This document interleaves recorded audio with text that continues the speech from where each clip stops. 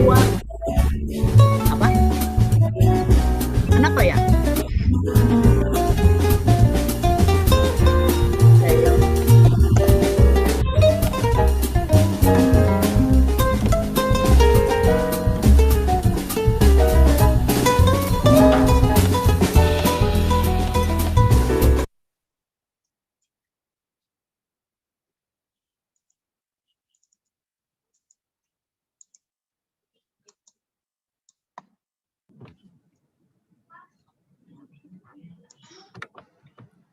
Hello everyone.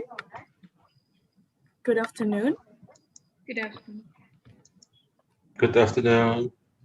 Good afternoon. Good afternoon. Good afternoon. Okay, thank you very much. Honorable speakers, Associate Professor Dr. Insinyur Fang Yen Theo, PhD, University of Nottingham, Malaysia, Art Jamelin G. Siapno, Don Mariano Marcos Memorial State University, the Philippines, Professor Johannes Widodo, National University of Singapore, distinguished speakers and moderator from Universitas Kristen Indonesia, Professor Dr. Ing Urasiahaan Likrek Rep, Professor Dr. Insinyur Charles O.P. Marpau, Professor James Rilatupa, Insinyur Riyadi Ismanto M.R., and Honorable Vice Rector for Academic Affairs Universitas Kristen Indonesia, Dr. Wilson Rajagugu, Director of International Office Universitas Kristen Indonesia, Dr. Lisa Kailola, and all participants of today's webinar. Ladies and gentlemen, good afternoon and welcome to the international webinar with the theme, The Impacts of COVID-19 on the Sustainable Development of Cities and Settlements, hosted by Master of Architecture Study Program, Postgraduate Program in collaboration with International Office Universitas Kristen Indonesia. For your information, this event is also live on YouTube, official Pasca Sarjana UKI. My name is Benedicta and I am the Master of Ceremony for today's event. Before we start this program, there are some rules we would like to share with you in order to keep the webinar go well. Number one, all participants have to join this webinar from the beginning until the end to get the e-certificate. There will be committee who check and update the participants' attendance. Number two, all the participants are suggested to silence the microphone by pressing the mute button on your devices along the session from the speakers and turn on the camera if possible. Number three, if there are some questions along the sessions of the speakers, you are able to write down your question in the chat box and please introduce your name and institution. We will discuss the questions in the Q&A session. Number four, all participants are suggested to be active in Q&A session by raising your hand to ask direct questions. Please also introduce your name and institution and turn on your camera as well as your microphone. Number five, please turn off your camera if you are doing personal activities along the session from the speakers.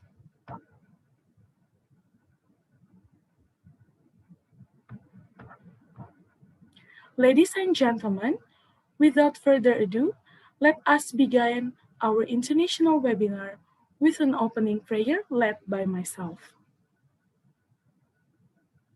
Dear our Father in heaven, we thank you for the opportunity to begin this international webinar. Now we want to start our session. Please bless us. In the name of Jesus we've prayed. Amen. Ladies and gentlemen, please sit in the proper position. We will sing Indonesia's national anthem, Indonesia Raya.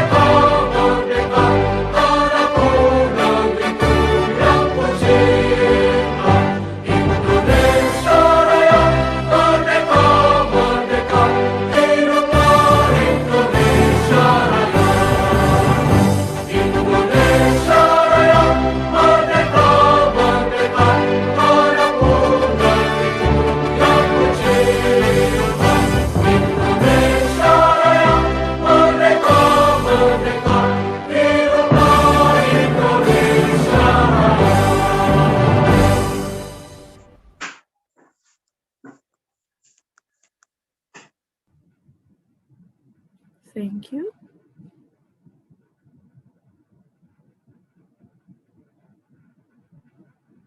Now we proceed to the next agenda. Opening remarks by Vice Rector for Academics Affairs, Universitas Kristen Indonesia, Dr. Wilson Rajagugur. The time is yours. Bapak Ibu yang kami hormati, Assalamualaikum warahmatullahi wabarakatuh. Salam sejahtera bagi kita semua. Salam, Om Swastiastu, Namo Buddhaya, salam kebajikan. Honorable Speaker Dr. Fang Yenteo, Arch Jamilin G. Siapno, Profesor Johannes Widodo, Profesor Charles Marpaung, Profesor James Rilatupa, Profesor Uras Siahaan, Dr. Yopi Septiadi, Dr. Ramos Pasaribu, Dr. Posma Hutasoid, Dr. Leonard Lisapali, and all participants. Honorable Chairman of the Committee, Prodi Magister Arsitektur Program Pascasarjana Universitas Kristen Indonesia, International Office Universitas Kristen Indonesia, and sponsor, and all of audience who has participated in this conference. Ladies and gentlemen, I believe that all of you will do a great discussion through this two-day conference. It is my great pleasure that you will have thoughtful discussion through. I think today it is not enough. I expect that every participant to make presentation about the impact of COVID-19 on the sustainable development cities and settlement will develop our capacity in writing and strengthen the competitiveness of our university and our nation, Indonesia. I want you to understand the difference and promote mutual understanding among the participants through this conference. I would like to pay my deep respect to all the participants for your positive participation in this conference. I hope that we have learned through the conference will help us a lot in our duty to build our nation, culture, humanity through this high quality webinar. I hope we can meet again in the next seminar. Finally, on behalf of Universitas Kristen Indonesia, I would like to express my appreciation to all the participants for taking time out of your busy duty to participate, and to all of your organization to send excellent participants to this conference. I would like to close my remarks and on behalf of Pak Rektor Universitas Kristen Indonesia, officially announce the opening of this webinar. Wishing the future prosperity of all of us, and God Jesus bless all of us. Thank you for your attention. Thank you very much, Dr. Wilson Rajagugur, for delivering opening remarks.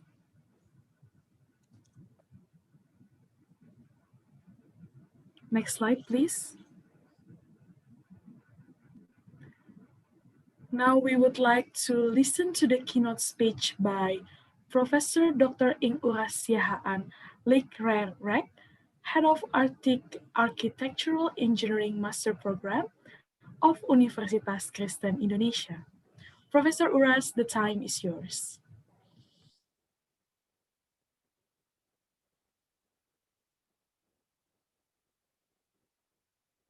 Sorry, Prof, you're still muted. Oh, yes, okay. Good afternoon, ladies and gentlemen. Thank you for attending this web seminar. First of all, I want to explain the basis of purpose of holding this seminar, namely because of our concern with what is happening around us. We must be aware Yeah, we must be aware of the COVID-19 atrocities. There are many new things that cause us to change. Yeah, Karena dia biasa hidup sama hello. semuanya dulu orang Jerman ya, jadi mungkin Hello, casual. go on, Prof. Go on, Prof. Semangat hidupnya tinggi We hear kan you, Prof. orang barat ya. To the Indonesia participants, please kindly mute yourself. mengkolotkan diri sendiri. Orang Indonesia. Maybe the co-host, could you kindly help us to mute the participants? Okay, Prof. Uras, now you can continue. Thank you. Okay, thank you. We must be aware of the COVID-19 atrocities. There are very many new things that cause us to change the way we live and thinking. I take this opportunity to express our concern and try to formulate this through this web seminar. Then don't think about what I'm thinking, but we can see and hear about the other experts too. Cities and towns are always developing with this part of surrounding area.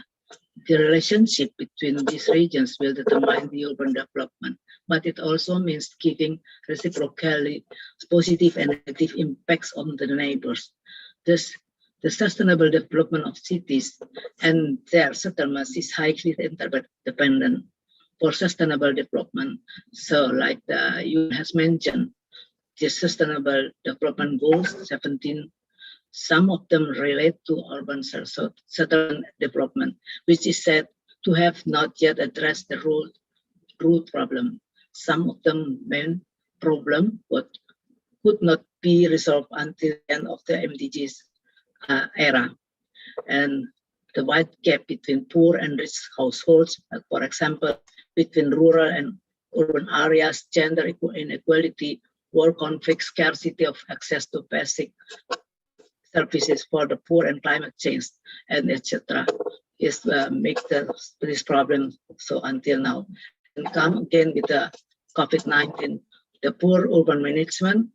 Various problems can arise to city growth without governance, three of which are such as growing inequality. That's our problem. Also, poor service provision and overwhelmed city capacities exacerbated by uncontrolled expansion of urban areas. The high cost of residential land in urban areas encourage job-seeking residents to acquire government land both in the central and periphery areas, with the consequence of expensive transportation to the city. Second, economic pressures throughout the city. Based on several previous studies, it has been shown that horizontal urban growth can reduce population density, but that public services will increase, such as the provision of roads, electricity, and clean water. Environmental concerns. The growth rate of urban areas far outstrips population growth at the expense of agriculture and forestry. Uncontrolled growth has damaged sensitive ecosystems and a burden on natural resources, resulting in catastrophic flooding in a number of cities in South Asia, with very limited water supply services and high water pressure, resulting in flooding throughout the cities. So next we can see how crowded formal settlement on the outskirts of Mumbai, India, and also the Lagos city condition in Africa. So we can see also agglomeration region, Indonesia. It is a centralized in Java Island. Then uncontrolled unmanaged city expansion, many cities in Africa and South Asia, growth horizontally unplanned and illegal. This occurs in areas with big planning and governance beyond city control, and as a result of pressure for population growth. Expansion often occurs naturally, as happened in DKI Jakarta. Hoping city building happen also, development also occurs on a speculative basis based on market needs. Corrupt real estate developers and city government officials who are serviced to rapid land price increases. Cities in Colombia, for example, South Korea and India are gradually adding new land in locations that are already connected and have good service access by partnering with public facilities and private companies to support financing. It has happened also in Jakarta. The next pictures we can see about the cities that growing upward while others are growing upward. So this also note COVID pandemic come also to shock us. Problem of this pandemic is in middle March 2020, and there are no signs that it will end. The development of this viral malignancy continues creating new mutants and variants, which causes humans to struggle, increase their body power, seek possible treatments, and at an advanced stage, also how to eradicate this virus once and for all. We see its widespread impact, not only public health, but also on the economy, international relations to national defense. The whole world must work together in handling it, looking for ways to reduce its malignancy, and in the end, the hard system of immune system of which one will be solved. What impact will the COVID-19 pandemic have most felt on the development of cities and settlements? This is the topic of our discussion today and tomorrow. And how about corona pandemic is changing the spatial structure of the city? The problems of big city in Indonesia, especially in solving problem of their slum settlements. The number of slum area is estimated to have doubled, especially on this island of Java. What will be the consequences for the COVID-19 pandemic? Slum areas are occupied by high population densities, often included in the informal sector. The characteristics of this type of settlement are unclear property rights, poor quality of houses, not getting adequate infrastructure services, and poor sanitation. Another difficulty is that slum settlements often don't get clean water from the city. It made it difficult to support hygiene to prevent a pandemic, which is a major requirement for COVID-19. In slum area in Indonesia, for example, North Jakarta, solutions to sanitation are often found by constructing toilets, bathing and washing together. With this system, physical distancing is difficult. The public toilets have to be rotated by for many residents and family heads. In certain conditions around the factory, it often occurs that boarding houses are by factory workers in rotations. One person occupies 8 hours per day. The remaining 16 hours are spent in factories. This condition and the worsening economic condition forced residents to continue to struggle to make a living outside the home, so that the head of the RT or neighborship was reluctant to prohibit residents from leaving the house. And how about the process for community life after the COVID pandemic? The corona pandemic has changed the way of life in society. Cleanliness is the main factor. So it is often seen that the supply of clean water for washing hands, cleaning soap and dryer is seen at the mouth of the alley, entrance of offices, apartment malls, or schools and universities. For areas with abundant water, such Indonesia in general, this can be done immediately. But for some areas, it is difficult to implement. The threat of the COVID-19 pandemic slum settlements, approximately 137 countries affected by COVID-19. The problem of handling revolves around the role of the central and local governments. Particular attention is paid to the red zone, the area with the highest impact. Effort of control thus becomes first place. The distance system, the prohibition, ongoing outside, all these go against the urban principle, which emphasize more efficient use of space, public transportation, land use, etc. This is known as the anti-city thesis. Thus, the use of space will be very wasteful and inefficient. The ratio of the population per activity space will be low. the closure of social public facilities, utilities, management, and public transportation to low capacities, which has been expanded with high capacity.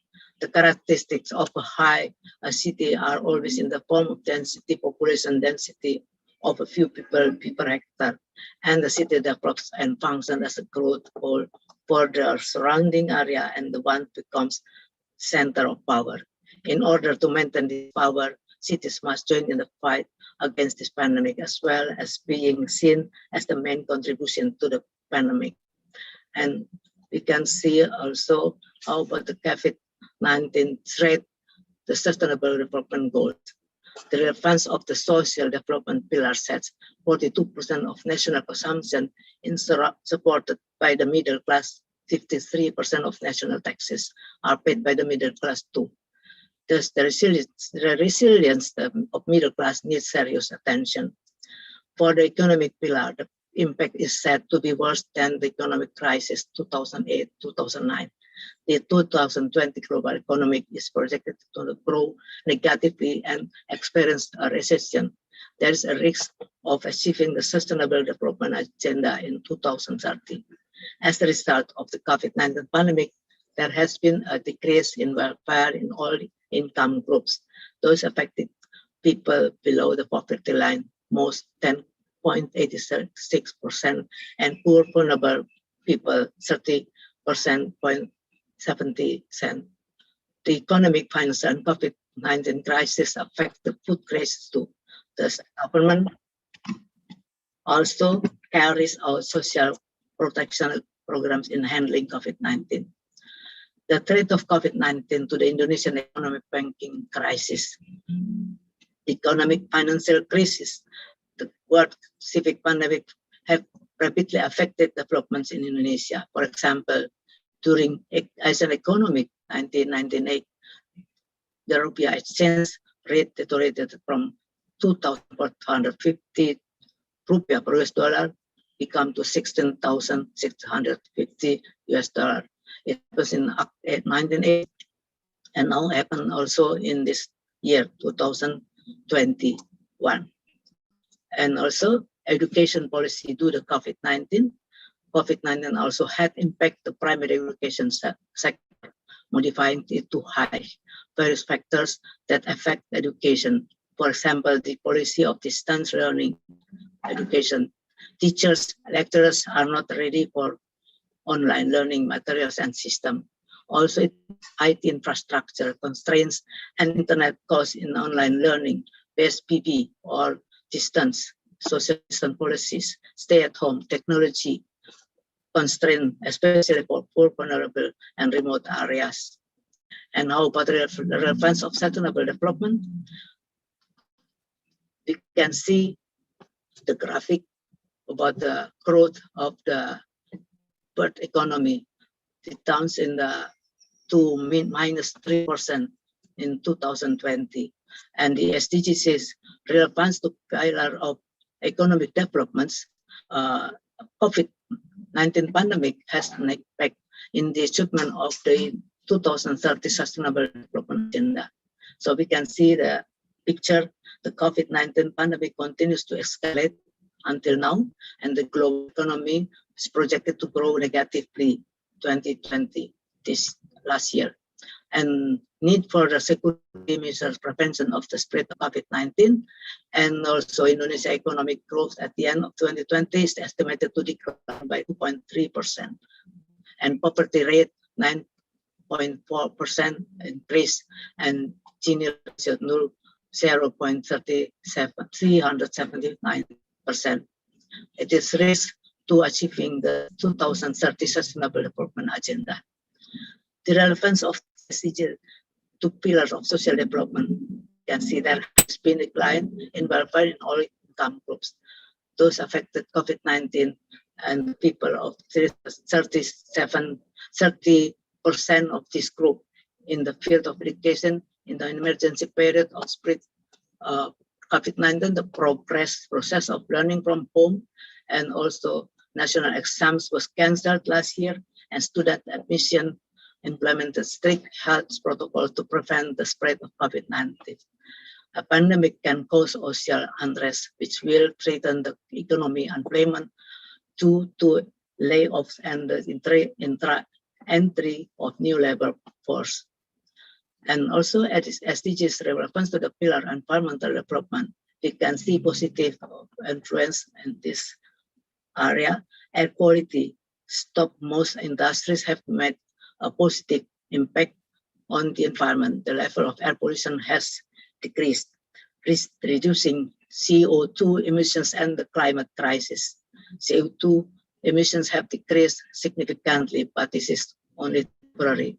And also improve urban air quality, as evidenced New York City data with air pollution levels reduced by about 50%, and in China emissions down 25% in 2020, and air quality 11.4% in 337 cities in China. In Europe, satellite imagery shows warning nitrogen dioxide emissions and O2 over northern Italy, Spain, and England, Jakarta. Improved air quality, decreased concentration of PM 2.0 parameters.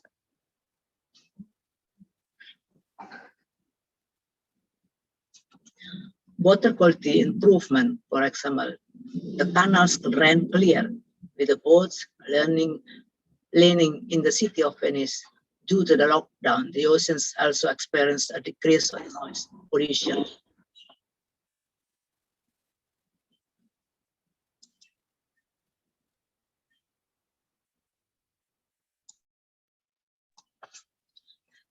Increase in medical and non-medical waste. Unfortunately, the COVID-19 pandemic has increased medical waste such as PPE and not medical materials such as other packaging.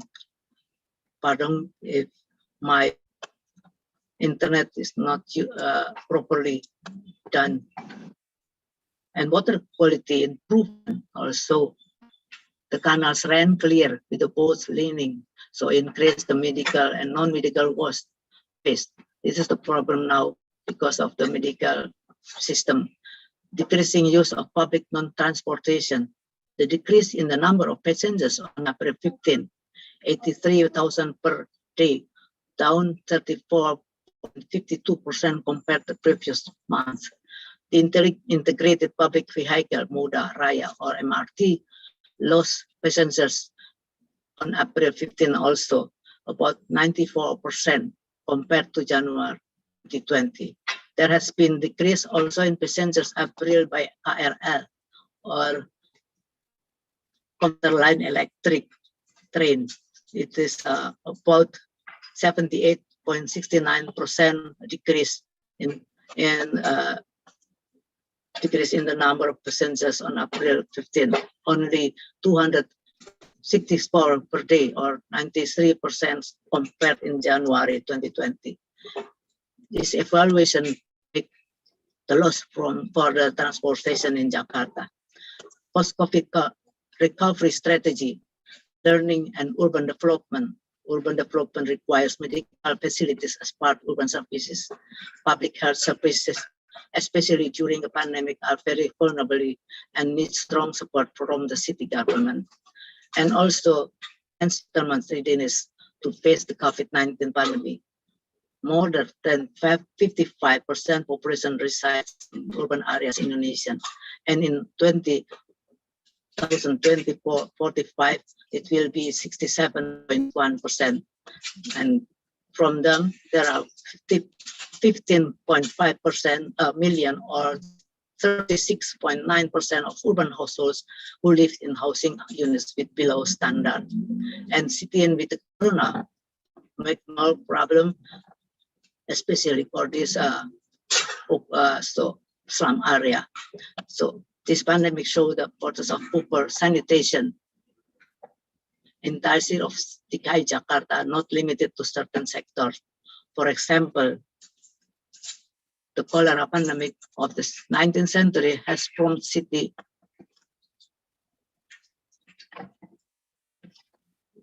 government to build a modern city sanitation system. Some settlements in cities in the industrialization era 1.0 gave birth to European housing regulation regarding air circulation and lighting in homes.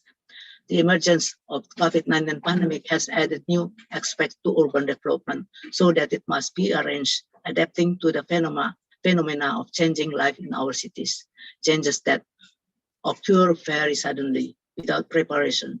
Work from home, children learn from home, universities are competing to provide online system, and internet users are soaring fast and sharp. The use of electrical energy is also very large, has happened now.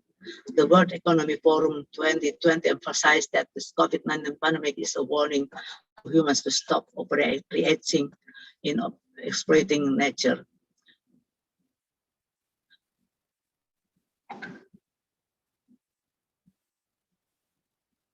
And now healthy city development is supported by fiscal policies. It must be very important for cities. Digitalization is an important key to the implementation of new normal activities that will support the population to rise from pandemic. Urban planners are challenged to move from conventional understanding to a new normal in urban rearrangements with the support of the only 4 dense slum area in Jakarta have a COVID victim, so the most. So we can see in the pictures later. Conclusion and suggestions. Some steps that need to be carried out at this time in the development of cities and sustainable settlements are: first, provision of access to clean water, energy, and improvement of poor housing and sanitation conditions, especially for basic health services in the dense and slum settlements. Second, provision of affordable housing, quality public spaces, rejuvenation of densely populated and slum areas, limiting the height of residential buildings, offices, and shopping centers, which comply with health standards, guaranteed clean water, electricity, gas, and the internet for learning activities and work from home. Third, placement of green, blue, and gray open spaces, climate change mitigation, adaptation strategies, providing parks as places for emergency services and evacuation protocols.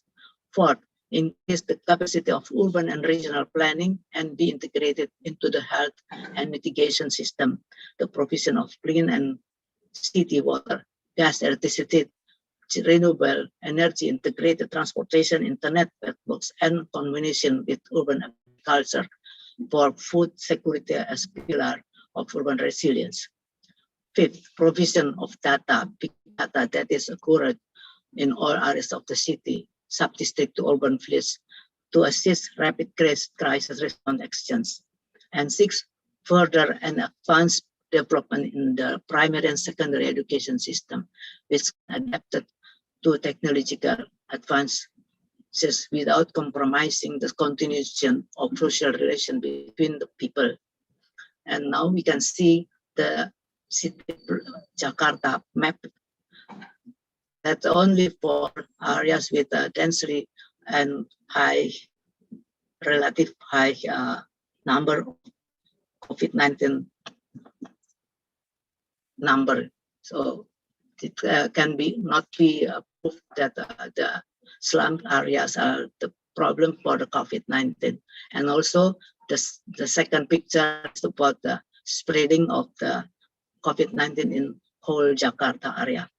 There are 3 vulnerabilities of rural villages to pandemics, namely lack of basic infrastructure, latent vulnerability related to residential security, and the impact of the pandemic because village communities really heavily on the informal sectors with fluctuating incomes to support their daily needs. Their work is very mobile, moving from one place to another, not be done from home alone, such as work from home. The weakness of the DKI Jakarta regional government is that it doesn't use airway or regional maps to show the spread of COVID-19. This needs to be attention of the local government of DKI Jakarta.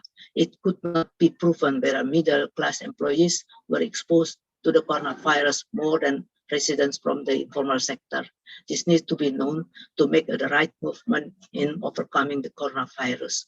Thank you very much. Hopefully we can follow this seminar in good condition, better internet access. Pardon for the facility problems from my house. Thank you very much. Thank you very much, Professor Urasiahaan, for delivering the keynote speech for this webinar. Now we would like to invite all the participants and also the speakers to open the camera as we do the photo session together.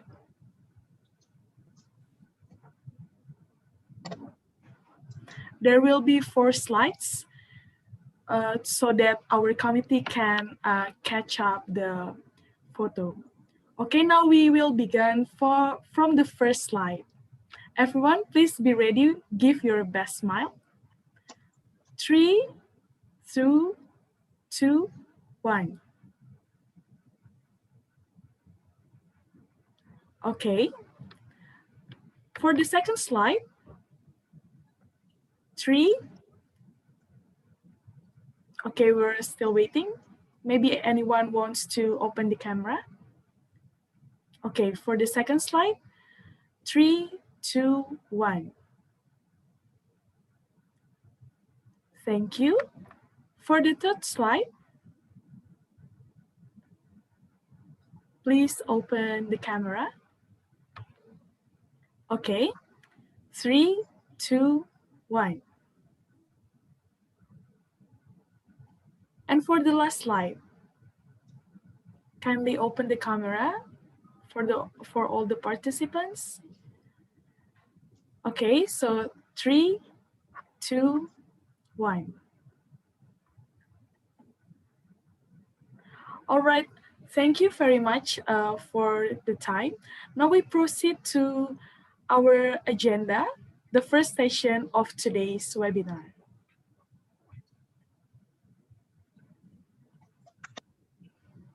The first session will be moderated by Professor Dr. Insinyur Charles O.P. Marpau. So Professor Marpau is the head of Center for Economics and Climate Change in Universitas Kristen Indonesia.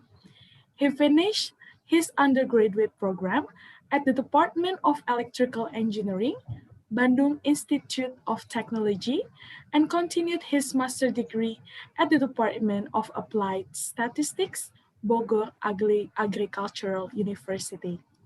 He continued his PhD degree at the Energy Program in the area of Energy Economics and Planning, Asian Institute of Technology, Thailand. After that, he continued for the postdoctoral program at Sovia University, Tokyo, Japan.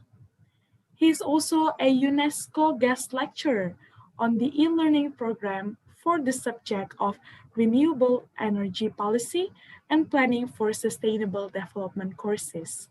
Ladies and gentlemen, we would like to welcome Professor Charles O.P. Marpau for today's session. The time is yours. Thank you, Benedicta. I hope you can hear me. Again, my name is Charles. I am from the Universitas of Kristen Indonesia. I will chair this session 1. So there are 2 speakers in the sessions. They are Professor Fang Yen Teo from Malaysia, from Nottingham University, Malaysia. And the second speaker is Professor Jamilin from the Philippines. The first speaker is Professor Fang Yen Teo. Before he delivers his presentation, I would like to read his short CV. Professor Teng Fang Yen, his position is Associate Professor of Water Engineering, University of Nottingham, Malaysia.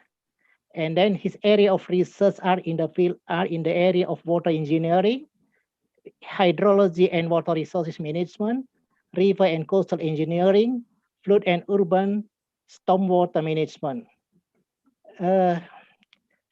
Professor Teo graduated with a PhD degree in civil engineering from Cardiff University, United Kingdom. He has an established professional experience for over 20 years as an engineer, science researcher, senior manager, and academician in the field of civil engineering profession related to the subject of water-related health and well-being management in changing environment. He's a qualified professional engineer with practicing certificate that registered with the Board of Engineers Malaysia, a professional technologist, an international professional engineer register, an Asian Chartered Professional Engineer, and a fellow of Institute of Engineers Malaysia, a fellow of Higher Education Academic, and a member of the Institute of Engineering and Technology. Now I would like to, I hope you can hear Professor Fang. Now it's time for you. So please manage your time. Your time is 20 minutes from now. The floor is yours. Thank you very much, Professor Charles Maupun. Selamat sore, Bapak-bapak dan Ibu-ibu. Salam sejahtera. So, may allow me to share my slide here. Okay. Yeah, can you see my slide? Yes. All right, thank you. Yes, I can. So I will make it presentations. Yes. Okay. Okay. So, very good afternoon to all of you, to the distinguished guests, and all the fellows, mahasiswa, mahasiswi, and all my fellow colleagues. A very good afternoon, especially during this COVID-19 pandemics.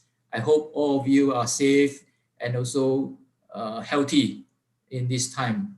So before I start my presentations, I would like to thank the organizer for inviting me to join the international webinars on the impact of COVID-19 on the sustainable developments of cities and settlements. So today my presentation will be on the urban stormwater quality during COVID-19 pandemic, a case study in Malaysia.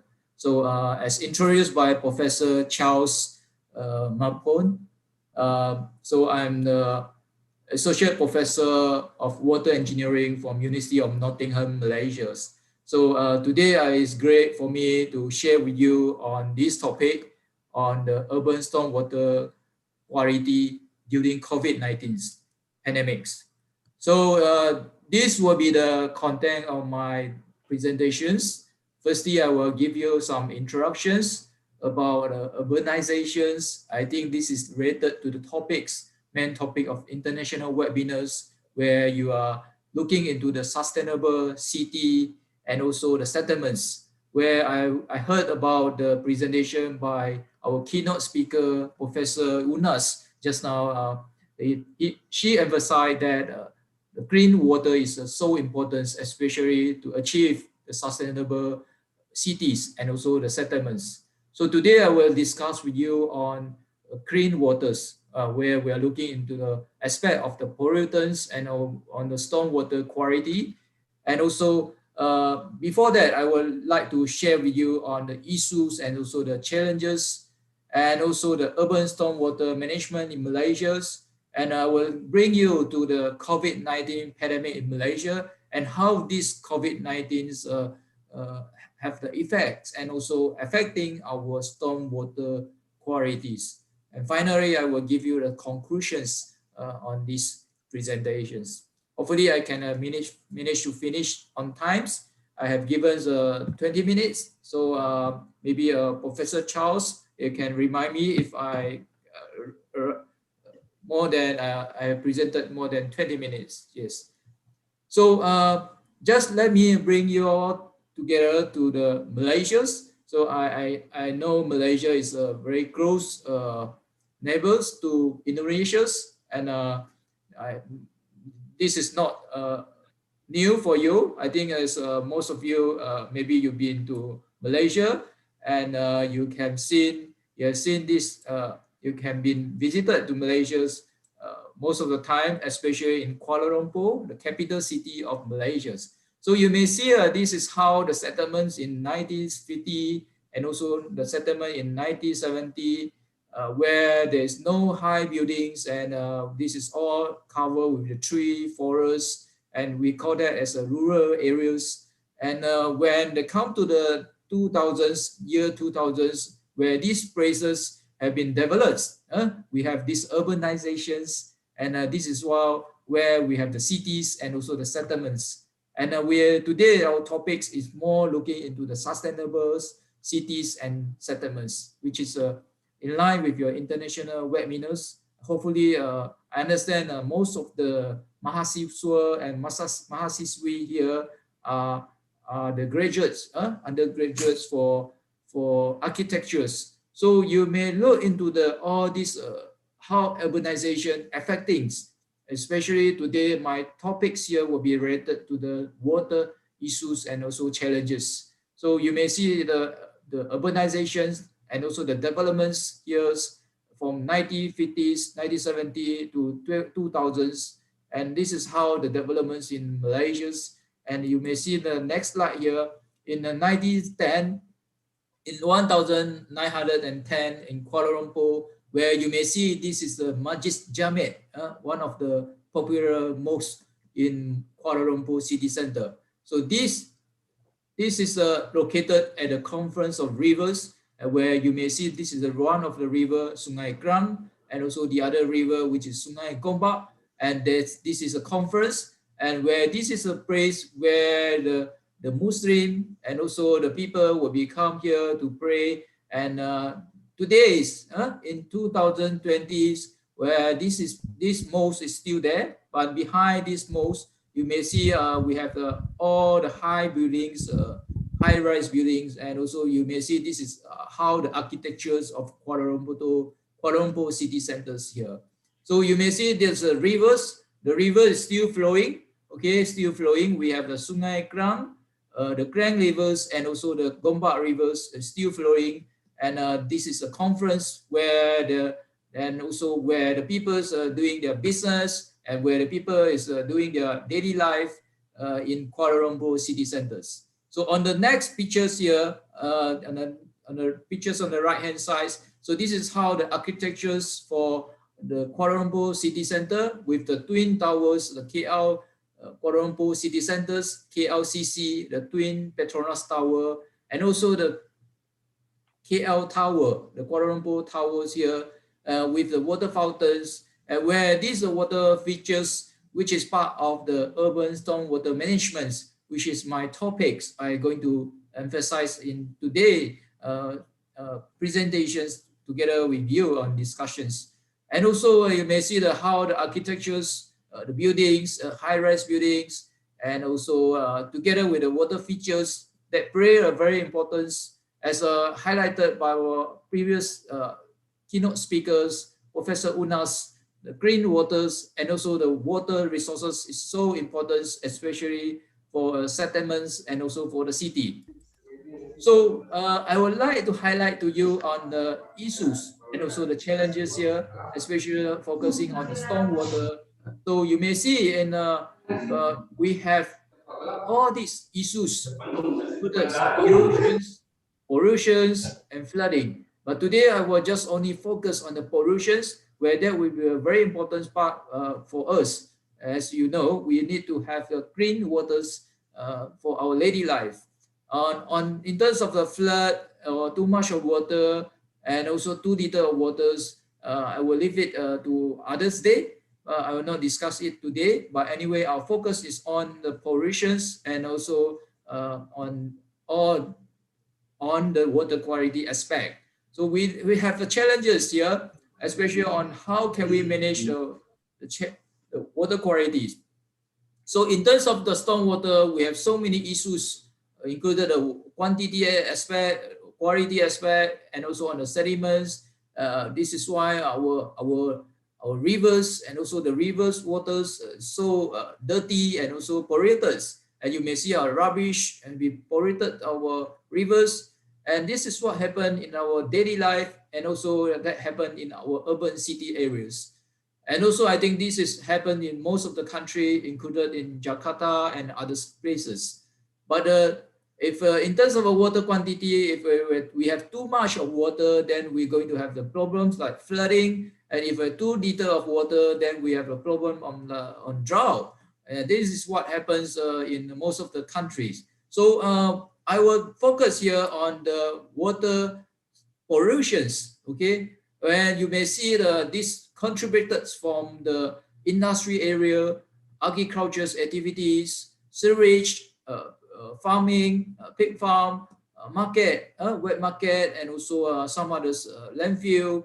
So all these contributions on the pollutions and also the contaminations in our storm waters, urban storm water. So you may see that urban impervious surfaces such as a rooftop, paved street, and also the highway, parking lots can be pick up all the pollutions, oil, fertilizers, and soil traces, animal waste, and sediments. All these will be carried by water as a runoff. So this is what we call it as a runoff.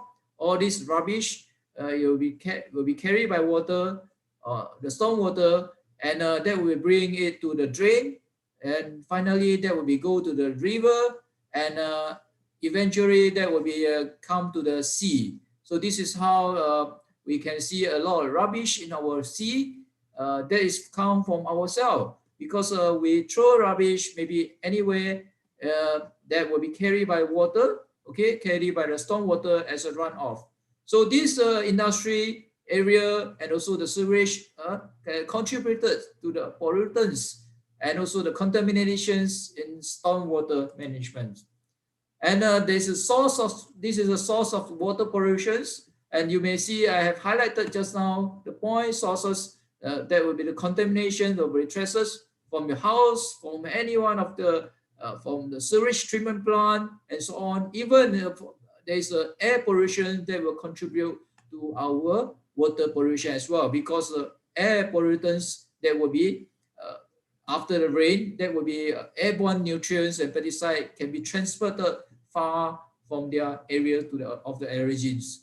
And also in terms of non-point sources, we have the eroded soil and sediments. This is how the sediments, the developments of the upstream, especially where you have clear cut all the jungles and forests, and we want to build any of the new developments that will create sediments and also erosions, and they're going to build contribute to the pollutants to our rivers and also to our urban stormwater, as well as the runoff. As I mentioned, all the pollutants and all the rubbish or any of these contaminations that we carry by runoff, and finally will drain to the river, and from the river that will come to the sea, and as well as that will be pollute our groundwater. So this is what how the pollutions that can be happen in our urban city area and also in the settlements. So I would like to bring you to the global water pollution hazard, where you may see the Malaysia's. This is Malaysia and also Indonesia located. Our water pollution trade index is quite low compared to others country like India's and others part of the world. So we are quite happy with this, but anyway, we need to take precautions and also to take necessarily, as highlighted by also Professor Unas just now, our keynotes.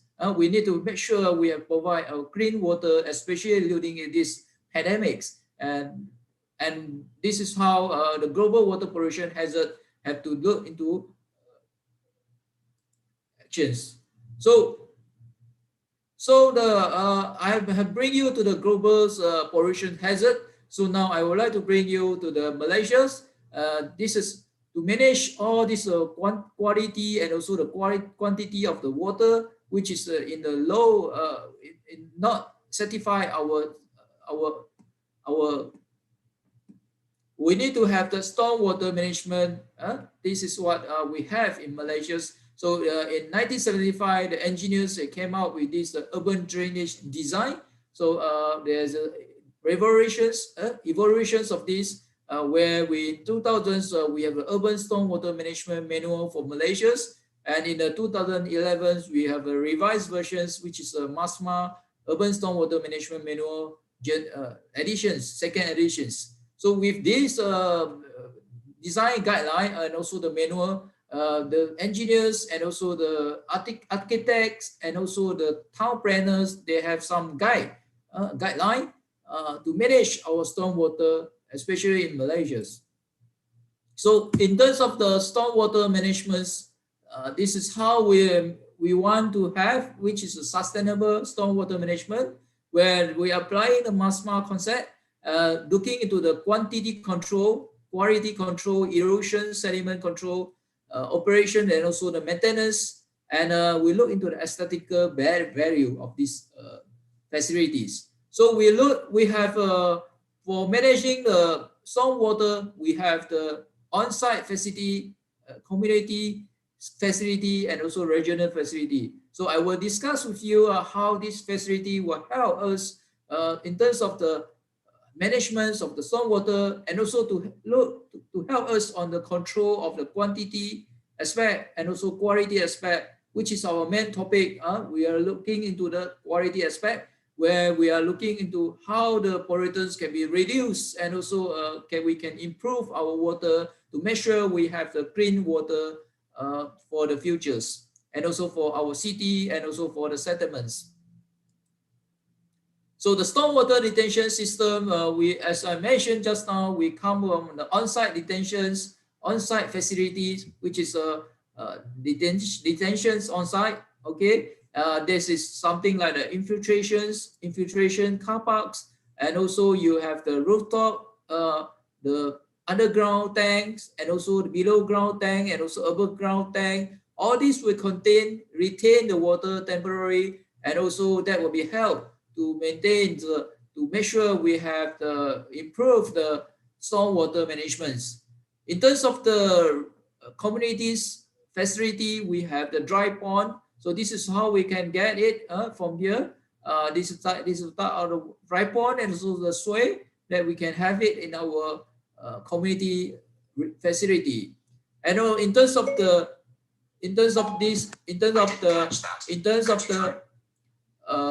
regional facility, we have the wet pond. That is something like a lake and also the pond. I will show you one of the example later, which is in Putrajaya, and where this wet pond, the pond and lake, that will help a lot, especially on the urban stormwater management. Sorry to interrupt, Professor Feng. You still have 5 minutes left. 5 minutes left. Okay, I will speed my presentations, speed out my presentation. And on terms of the urban stormwater retentions, we have the stormwater infiltration trusses, and also the pervious roof pavement, and vegetative sway, as you see here, and also the rain gardens.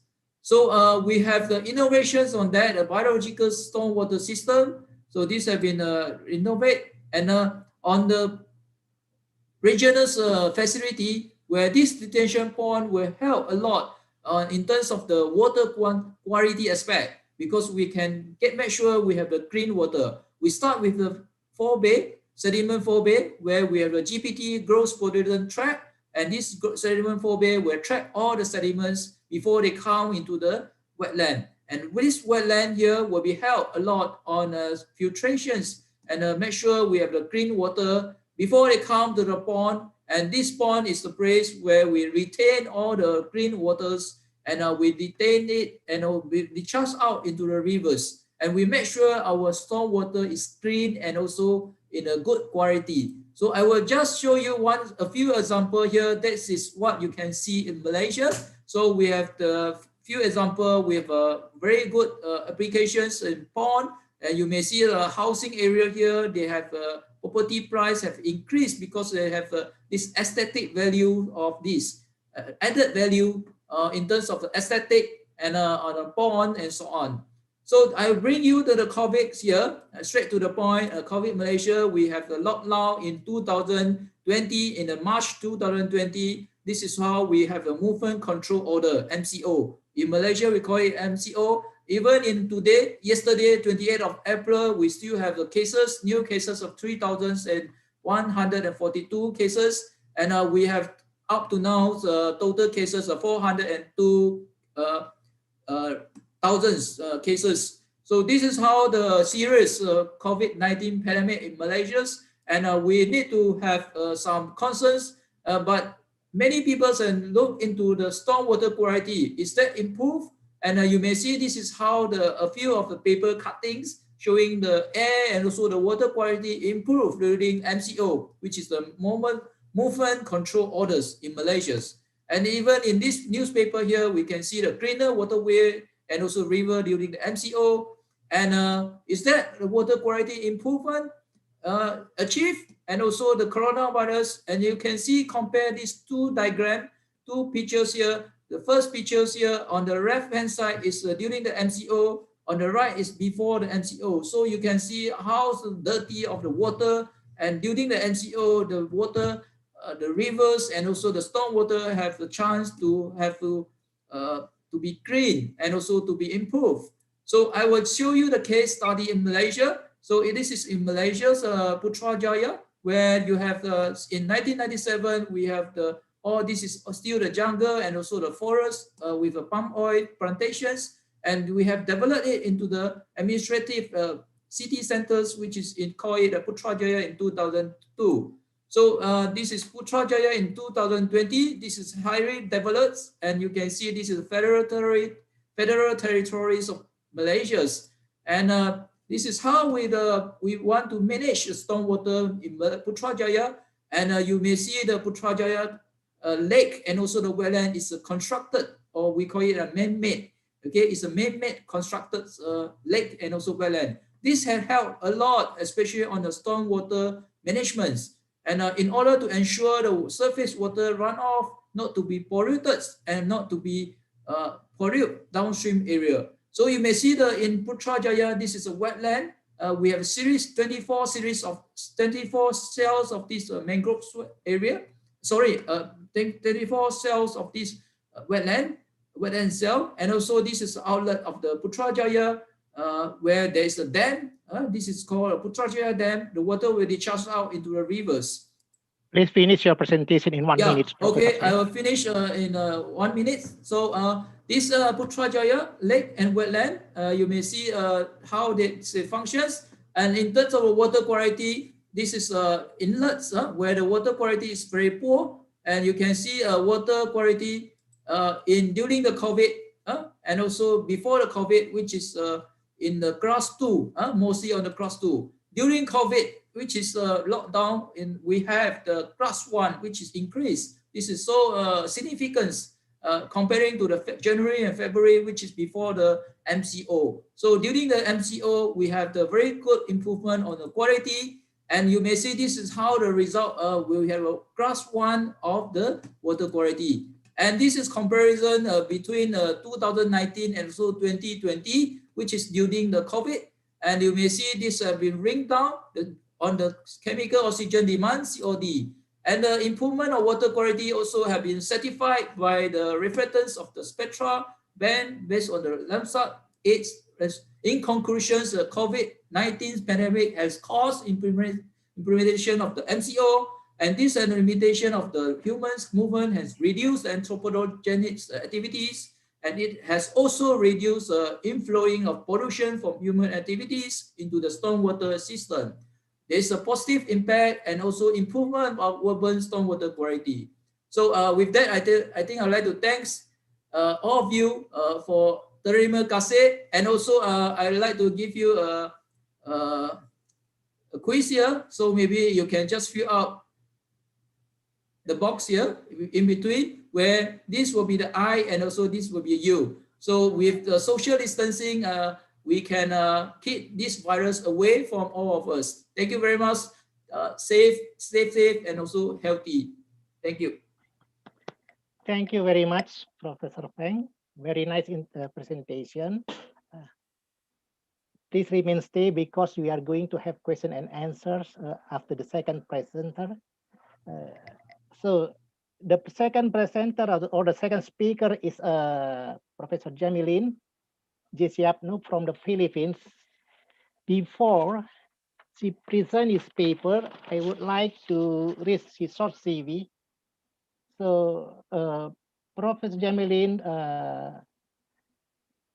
his present position is University Architect 4, and then present designation is University Coordinator Infrastructure Development. And then he has done many projects in school building and also offices. Also, he's done many jobs also there. And then he finished from St. Louis College, La Union. May I request Professor Jamelin to start her presentation? Please keep the time that you have only 20 minutes. Yes, good afternoon. Due to the unstable connection I'm experiencing right now, I have my presentation forwarded to Ms. Lisa. To avoid unnecessary interruption, kindly play it, Ms. Lisa. Thank you. Yes, please.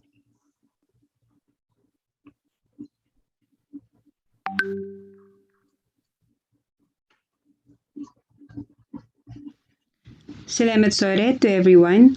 I'm here to present the impacts of COVID-19 in the sustainable development of cities and settlements, highlighting the use of public buildings on Philippine setting and in DIMSU experience. Currently, the world is facing a global health crisis, which is the COVID-19 pandemic, spreading human suffering, destabilizing the global economy, and upending the lives of billions of people around the globe. Health emergencies such as COVID-19 pose a global risk and have shown the critical need for preparedness. This global pandemic has significantly influenced our personal and professional lives, and it has a direct bearing on the foundations of urban planning and architecture theory.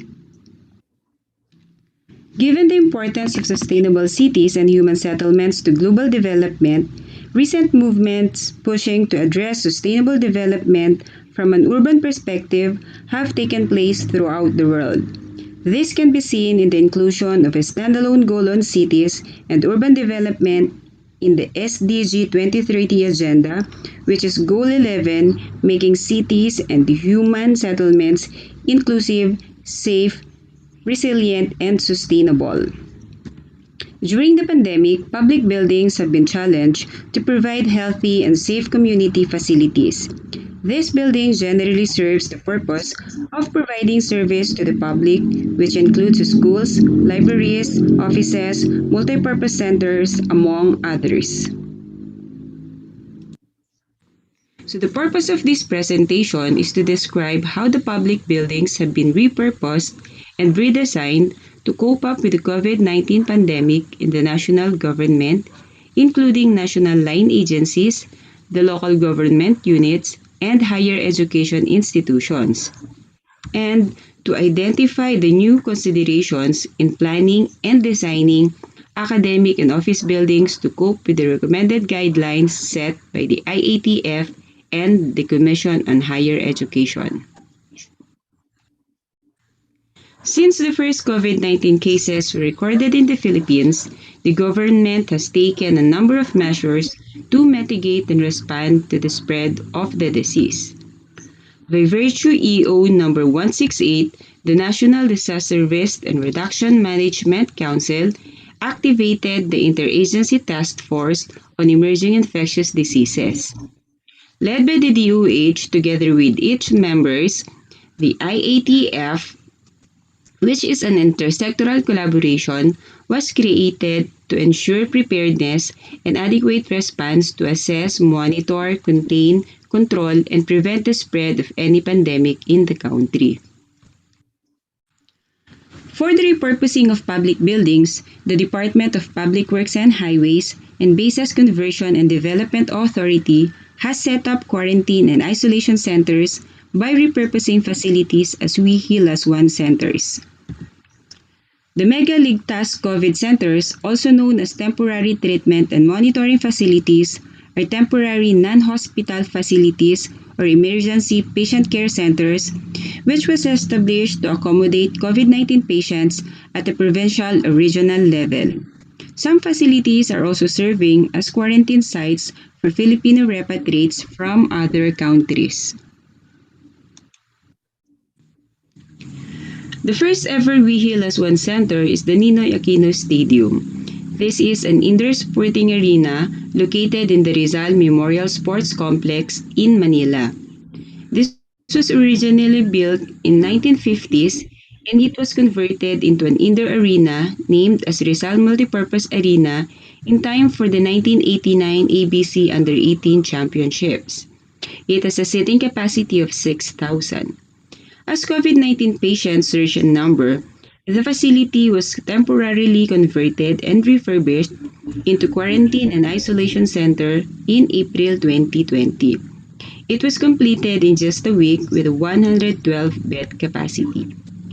The photo shows the setup of the stadium before and during the pandemic.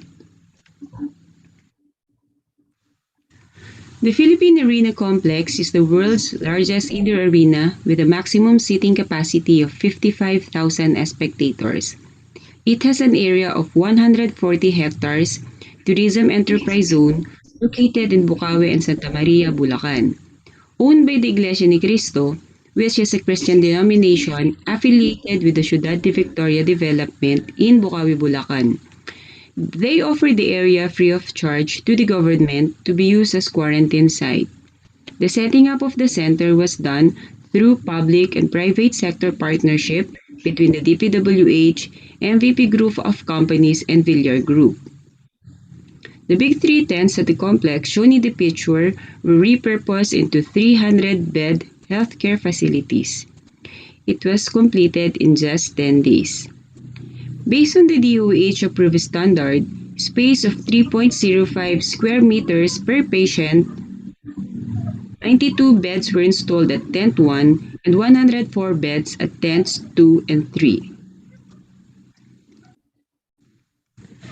The Philippine International Convention Center Forum, which is part of the PICC complex, is an existing 4,292 square meters tent structure used for exhibition and event center. It could accommodate 3,000 delegates in a theater-style arrangement, and it could house 200 standard exhibit booth. The DPWH worked with the Villar Group and EEI Corporation for the conversion of this structure into a much-needed facility for the treatment and health monitoring of COVID-19 patients. Patients under monitoring and investigation in 10 days, which was completed in April 8, 2020. This caters to approximately 630 patients to be treated. So the forum tent before and during the pandemic. New Clark City, previously known as Clark Green City, is a planned community currently undergoing development. Located within the Clark Special Economic Zone in the towns of Capas and Bamban, Tarlac City. It has an area of approximately 9,450 hectares and will accommodate up to 1.2 million people. Out of the total area, only 3,500 hectares will be developed, leaving the rest for green and open spaces, making it a green city as shown in the conceptual master plan of the city. This is owned by the BCDA. This project development is not only eyed to be the country's first smart city, but it is also planned to address gaps in healthcare facilities during COVID-19 pandemic. The Athletes Village is temporarily used as quarantine facility catering to the residents of Pampanga and Tarlac. It served as quarantine facility for repatriated OFWs and passengers of MV Diamond Princess and MV Grand Princess. It has provided medical care and treatment to more than 10,000 individuals. The National Government Administrative Center consists of the New Clark City Sports Complex.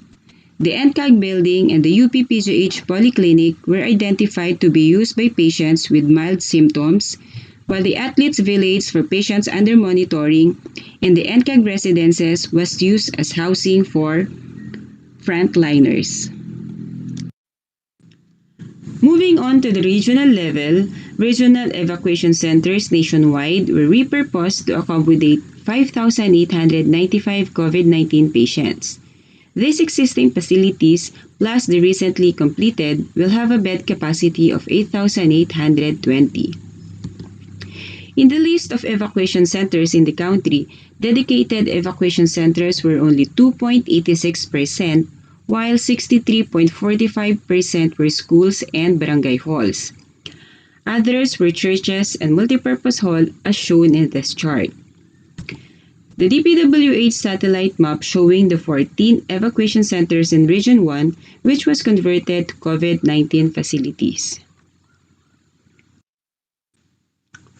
Bacnotan Evacuation Center is among the first completed evacuation center projects nationwide. This is part of the Disaster Risk Reduction and Climate Change Adaptation Program towards livable, sustainable, and resilient communities. This is located in Barangay Agtipal, Bacnotan, La Union, with a lot area of 3,090.57 square meters, which could house 400 families in case disaster would hit Bacnotan and other nearby towns and municipalities. It features an office building, the accommodation building, toilet and bath for men and women, MRF, genset area, and the water pump station. This evacuation center will serve as a standby facility once the number of severe cases of PUIs in the region will no longer be accommodated by the existing facilities of DOH Region 1 and the local government units. The impacts of COVID-19 in DIMSU. The higher education institutions have developed and strictly implemented institutional policies and actions that revolve around and conforms to the minimum public health standards of the DOH. The Don Mariano Marcos Memorial State University was created on January 15, 1981 through Presidential Decree 1778 to cater to the aspirations of the people. So just a brief history of the university. This is the creation, merging of different schools, and it was integrated into one. The university has 3 major campuses located in different towns of the province of La Union, namely the North La Union Campus, the Mid La Union Campus, and the South La Union Campus. DIMSU is also a home for some special projects including the Sericulture Research and Development Institute, the National Apiculture Research, and the Pig Extension and Research Farm. The university crafted guidelines and protocols to fight the spread of COVID-19. Preventive measures was strictly imposed as presented in these photos. The mandatory wearing of masks, the temporary portable sinks which is placed at the entrances of the building, alcohol rubs or hand sanitizers, the temperature scanner, logbook for visitors were also provided at the entrance, the provision of arrow marks for pedestrian flow and temporary bollards to control and maintain social distancing, glass covers as barriers and for protection, and the regular disinfection and sanitation of buildings and its surroundings, including all our vehicles. The creation of outdoor triage area where all possible clients or patients will pass through was also installed in the campus. This is the semi-aerial view of the North La Union campus, showing the buildings identified in this presentation. So the DIMSU International Convention and Training Center was formally inaugurated and opened its use last February 2021. It is located in a 1.5-hectare lot with 2 hostels and a training center. The ICC Training Center was designed to accommodate trainings, conferences, and events with participants coming from and outside the region. The ground floor has 2 big halls which could accommodate 150 to 300 participants, and on the second floor it has 4 halls with seating capacity of 50 to 70 participants each. It was designed with spacious lounges, lobbies, and hallways as shown in the picture. Open halls and open grounds with landscaping are also added features to the development. For the training center to be operated, the management issued protocol to adhere with the recommending guidelines of the IATF. From the initial number of seats provided, tables and chairs were rearranged accommodating only 50% of its intended capacity. Internet connection was also provided for virtual participants. So the Cabanilla Hall was formerly used as events and meeting halls as shown in the picture.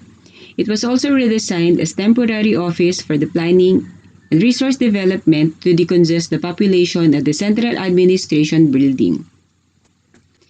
It has a building area of 750 square meters with a seating capacity of 150 participants on normal setting.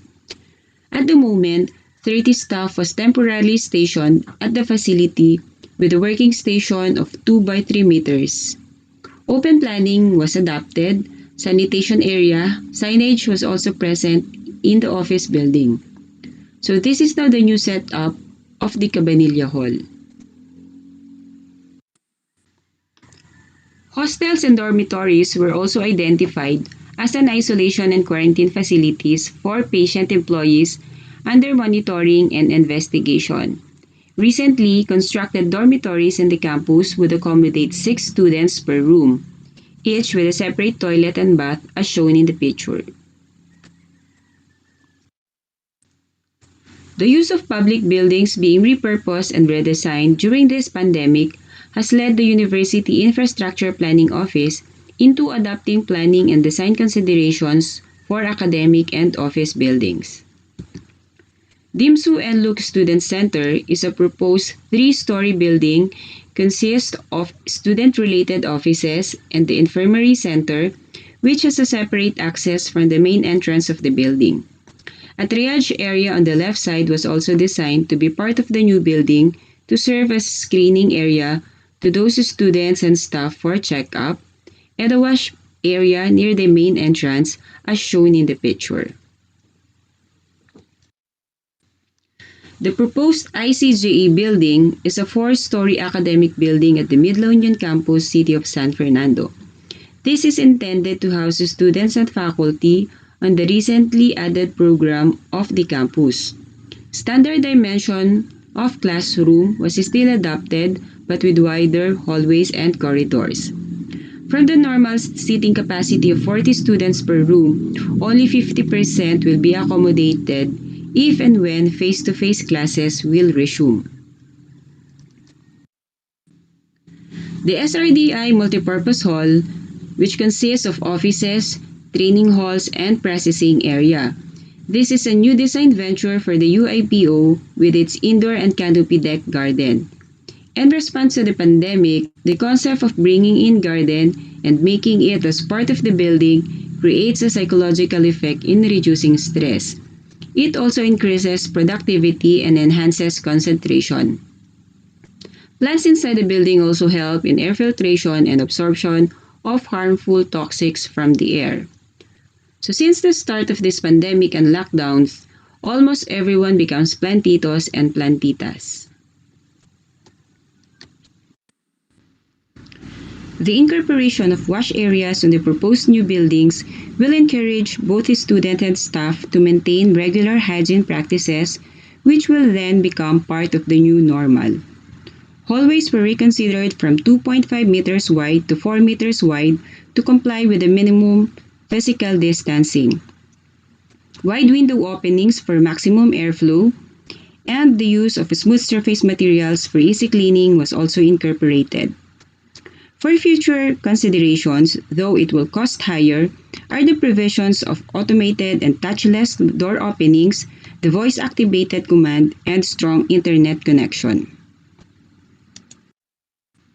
So for the conclusion, the immediate action and temporary fixes made through the initiative and collective efforts of the national and local government units to combat the spread of COVID-19 has contributed a lot in decongesting and unburdening the healthcare centers and facilities around the country.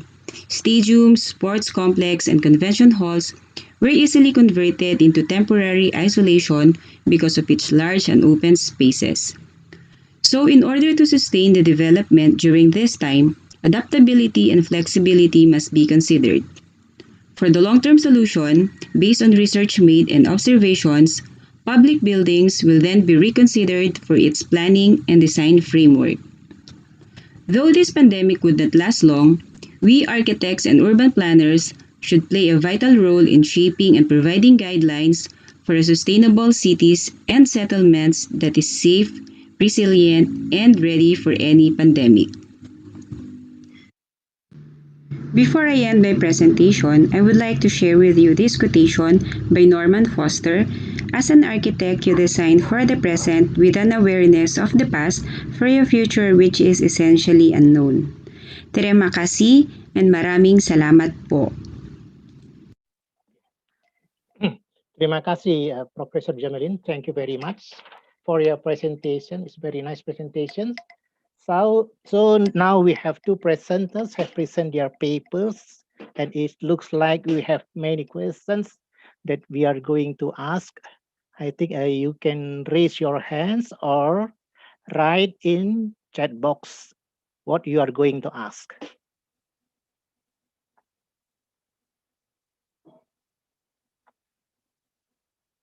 Okay, maybe I will ask both. I will ask both Professor Fang and also Professor Jamelin. Okay.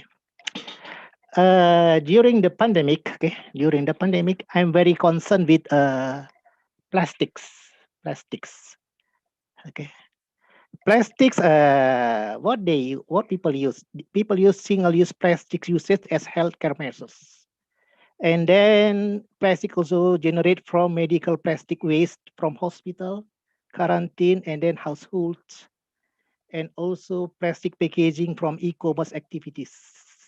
And then I would like to ask Professor Fang, how do you manage these plastics? Okay, and also to Professor Jamelin, since you are using public building for pandemic, so it means that it is not designed for COVID-19, virus COVID-19.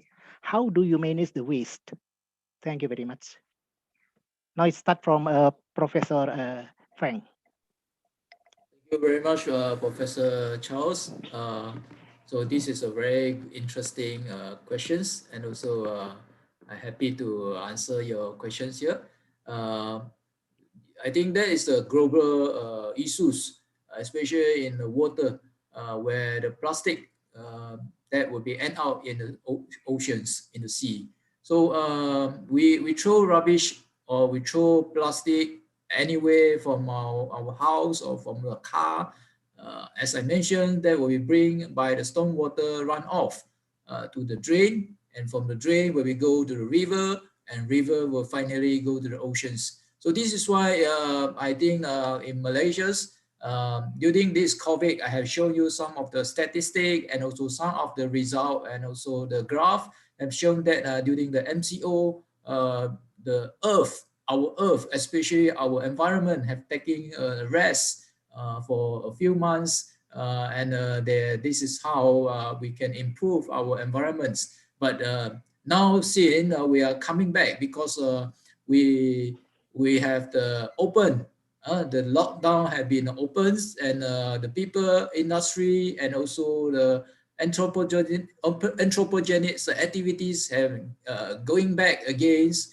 As you say, plastic is a main issues, and during this COVID, a lot of people wearing the mask, and also they're wearing the glove, which is a plastic, and also they due to the hygienes, and also they want to make sure they have the clean environments and clean sanitize all these before they use all the stuff. So this is why we need to make sure we have the integrated and also solid waste management in terms of the also taking care on the water quality aspect.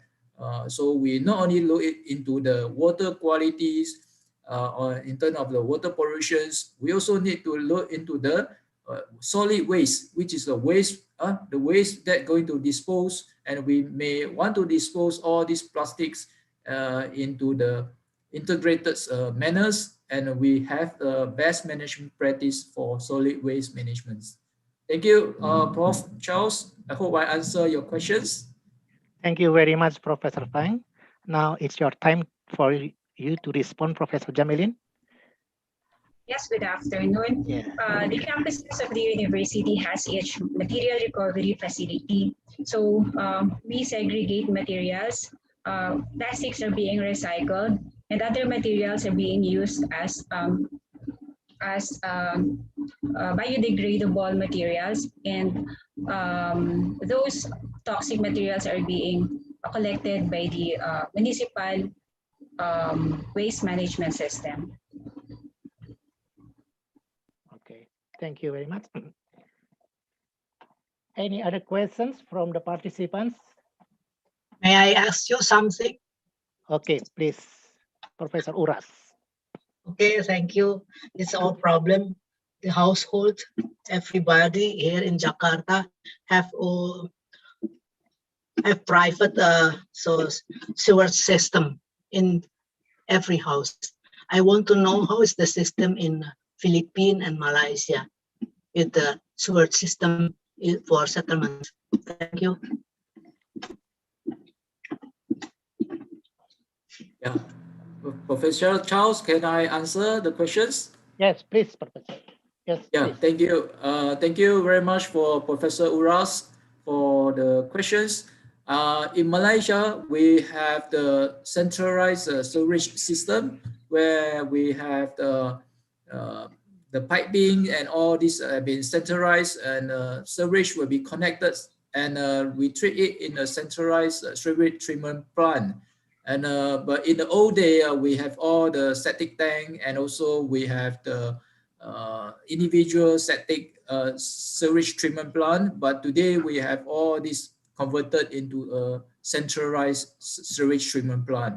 So this is how we manage our sewage in Malaysia. So as you know, in the COVID virus, you have heard about the news that have been detected in our sewage, because I think those patients with the COVID, they may discharge their waste, and also the sewage that may contain a virus. So this is why we need to have our proper treatments, especially we want to use water for drinking. So our potable water need to be treated, and to make sure there is no pollutants, included the virus. Thank you. Also for the rivers, is there any separate sewer system for rivers? For rivers. River. Oh yeah, River. for river. Yes, in a certain part of the Malaysia, especially like Kuala Lumpur, we have a river water treatment plant. But that is not only for Kuala Lumpur and a big city where they have focus on this. But other places, we didn't have any of the river water treatment plant. Yeah. So I asked you because Jakarta doesn't have any rivers sewer system. I haven't see. It's just so to clean water from the river, from the pollution from the housing. There is no sewer system. I can't find it in Jakarta. It is so very dangerous. Thank you. And now From Jamelin. Philippines. Jamelin. Yes, good afternoon again. If I may add, Yes. same with Malaysia, the Philippines, like with the big cities, they also have the centralized sewage system. But in rural areas, we provide septic tank for these structures. And for the university, we are planning to purchase water treatment facility to address this concern. Okay, thank you very much. Okay, thank you. Other questions from other participants? Please write in the chat box, or you may raise your hands also. You can read so many questions in the chatting group, in the chatting. You can see Professor Charles. In the chat group, there are many questions. Chat groups. Yeah. Oh, chat groups. Could you help me to read the question, Professor Uras? I cannot see the chat box. I have seen it. Yes, yes. Or Benedict, could you Yes, Prof. could you help me if there is question in the chat box? I don't see any question in the chat box. Yes, so far we haven't received any questions yet. Yes. Thank you. May I ask again one more? Yes, So please. Why not? your answering, both of you told me in rural area, they made separate septic tanks for each housing. But as I know, people should not be make it for private because there's no control from the government. How about that?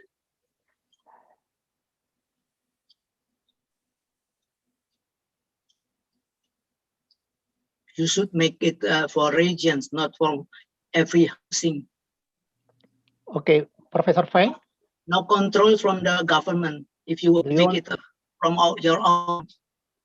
Could you respond our questions?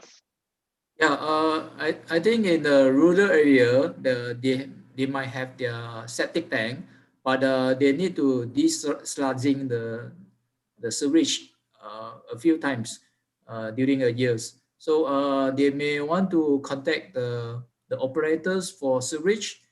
In Malaysia, we have this operator on the sewage where they were doing the maintenance for septic tanks to make sure there is the clean waters from the septic tank will be discharged out into the rivers and nearby water bodies. Yeah, I hope this answers your questions. Sure. The control system is good enough. Okay. I would like also to ask, or maybe you would like to respond Professor Ura's question, Professor Jamilin. Yes, in about our case here in the Philippines, yes, sir. In our case here in the Philippines, we have a design for the septic tank. Just recommended design from the sanitary law of the Philippines. So having 3 chambers. The first chamber is for the digestive, which is concrete, and the second chamber is also for the leaching, concrete under, and then on the third chamber is the they call this the filtration, which has a filtration component.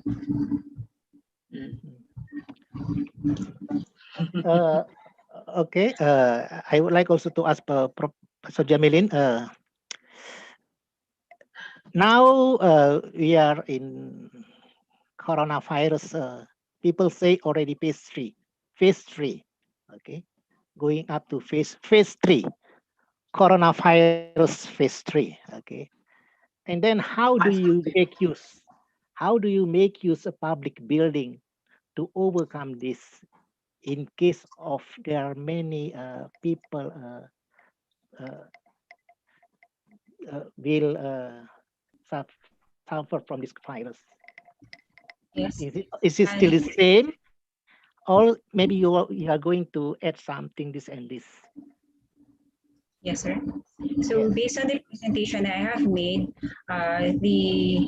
we have adopted design guidelines to adopt just in case face-to-face or students will be coming back to attend classes, and the 100% population of the staff will be allowed in the campus. So this has already been addressed through the provision of the recommended guidelines by the IATF.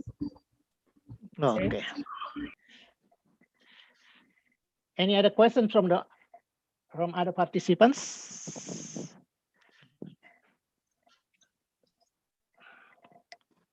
If any time, one more last question. Yes, for you. Is it possible to make a cooperation for our students?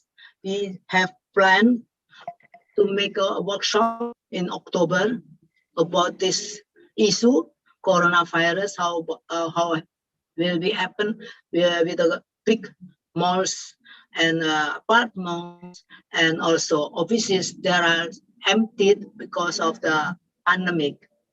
and how can we change it to another purpose. That we want to make a workshop for students to make a plan, and you can also make for your own countries, not to come to Indonesia to for our buildings, but you can also bring your problems to our workshop. Is that possible? Why not? Yes, please, Professor Fang. Please. Thank you very much for your invitation, Professor Uras. I'm happy to work together with you. Yeah. And also I will invite you. Professor I will Jamilin. invite Yes, you. it's my pleasure. Yes. Thank you. Thank you very much. Okay, thank you very much for the two speakers, Professor Feng and Professor Jamelin. It is exactly already 20 minutes we have used for the question and answers. And let us give our big hands to these two speakers. And then thank you very much again. And then I will return this time to Benedict. Thank you very much for Professor Charles as the moderator and for Professor Theo and RJM for the interesting discussion and presentation in the first session. For your information, we also have questions.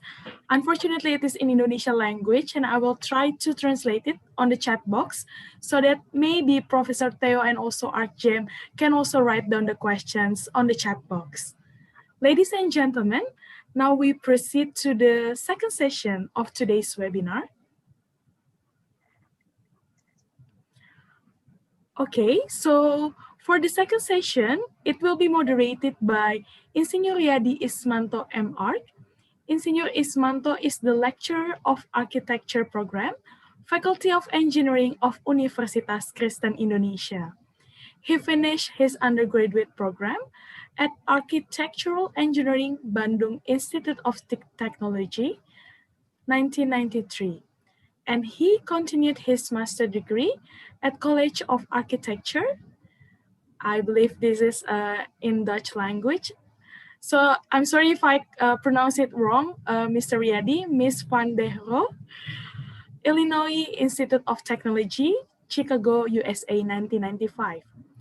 He has ever been a guest lecturer at the Faculty of Architecture and Urban Planning, Karlsruhe University, German. Ladies and gentlemen, this is our moderator for the second session, Mr. Riyadi Ismanto. The time is yours. Thank you very much, Ms. Benedict. Actually, I graduated from ITB 1983. Okay, so sorry, Mr. Riyadi, for I am old enough right now. Okay. Good afternoon, ladies and gentlemen, and everybody. My name is Riyadi Ismanto. Right now, I am here as a moderator in this second session in this seminar that hold three presenters, who will deliver speech their paper at soon. Before we start, because we have only 1 hour, about 60 minutes to hold this second session. So I hope every presenter will be allocated the time properly.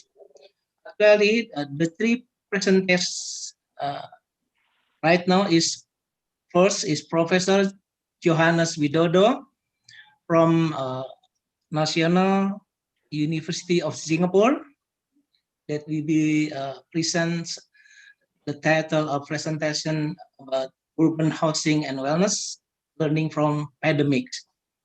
And then the second, Professor Dr. Engineer Charles Marco about sustainable energy development in urban building during COVID-19 pandemic.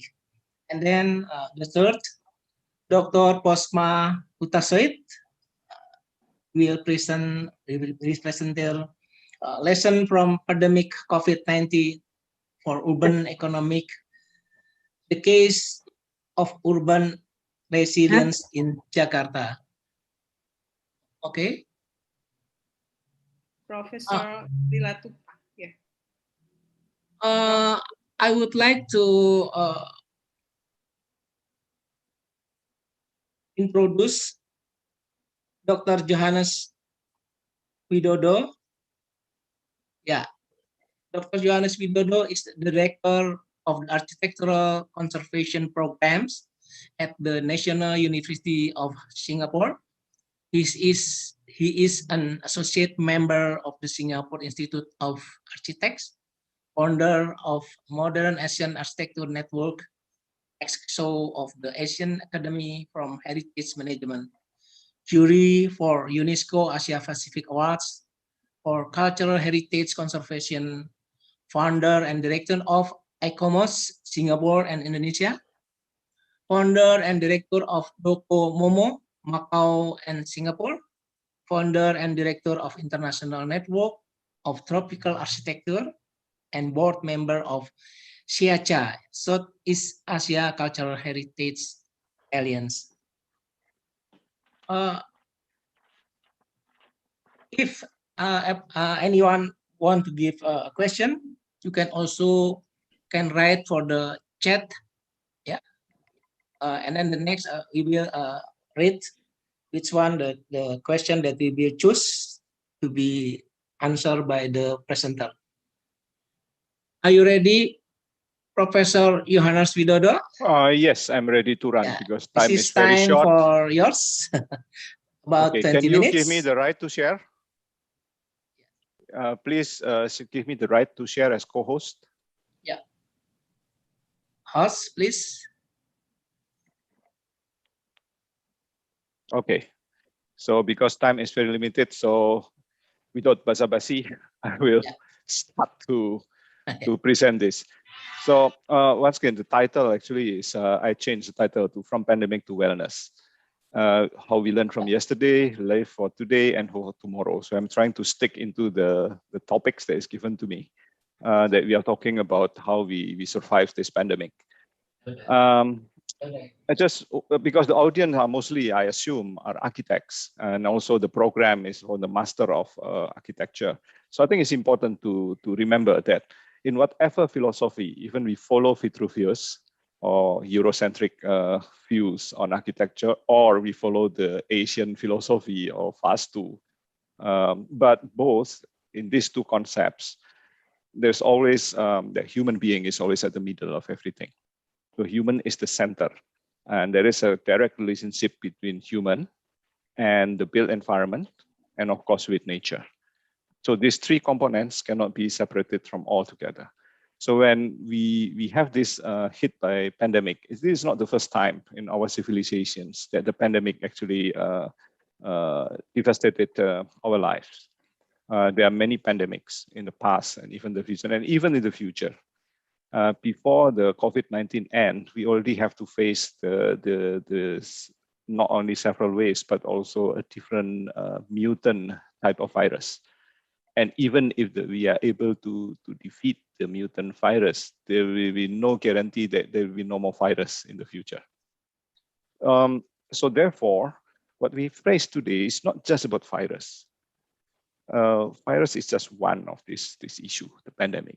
But we face the issue of pollutions, waste, throwaway culture, climate change, water issue, loss of biodiversity, decline in the quality of human life and breakdown of society, global inequality, social economic polarity, economic greed, need of social justice, even extremism, terrorism.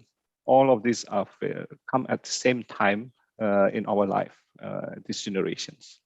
But I'm trying to focus into one issue, which is directly related to our disciplines, urban planning, urban design, architecture. As you know, of course, Singapore now is almost okay. Yeah, so then the daily case is almost 0, but yesterday it jumped to 16. But in general, the situation inside the country is all right. School has come back to normal. University already face-to-face since last December. We run the whatever, the business, whatever inside, the traffic jam has returned to the city. So life is look very, very normal here. But the case last time in the so-called the workers' dormitory, the country like Singapore use a lot of foreign workers, is very bad in the past. So the biggest infection actually happening among the foreign workers. And from the architectural point of view, actually, we are not saying that density is bad, but density is nothing to do with this pandemic. So we can live in the high density area, but still safe, right? Like today, Singapore is a high density city.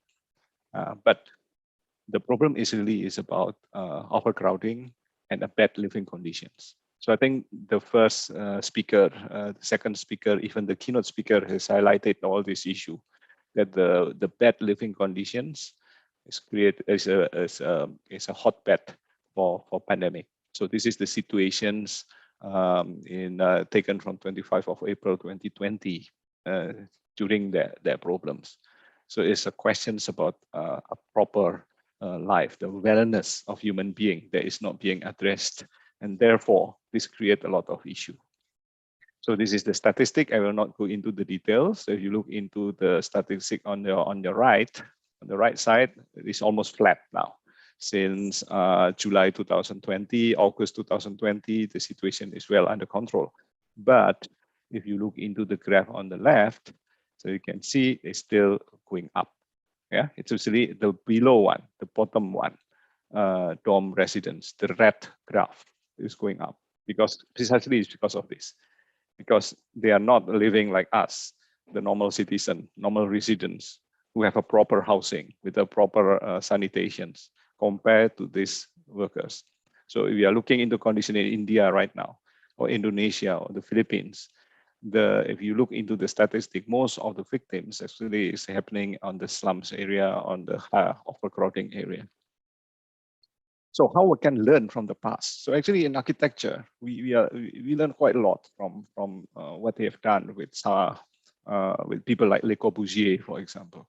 So when he planned a city like Chandigarh in India, look into the philosophy. The philosophy is clear. They follow a very basic tenets of architecture. Green, caring for nature. So he designed a green city with abundance of open spaces. And then he said the concept, every dwelling has an adequate share of three elements: the sun, space, and value, or lush green vegetations. And the city is for living, working, caring, body and spirit, and circulations.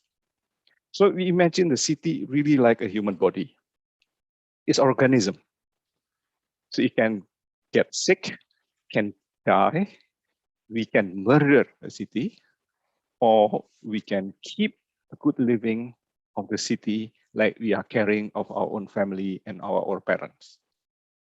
So this is the things that we always forgot. That our development of our cities today, even just now, there's one question talking about there's a lack of a proper sewage and water system in Jakarta. It's not just Jakarta, everywhere. So we neglect that because of corruption, because incompetent planning, because of the planning that is not well coordinated, and because of money is controlling everything, or political agenda is controlling everything. Not by forgetting that human being, that the community actually is the heart of the issues.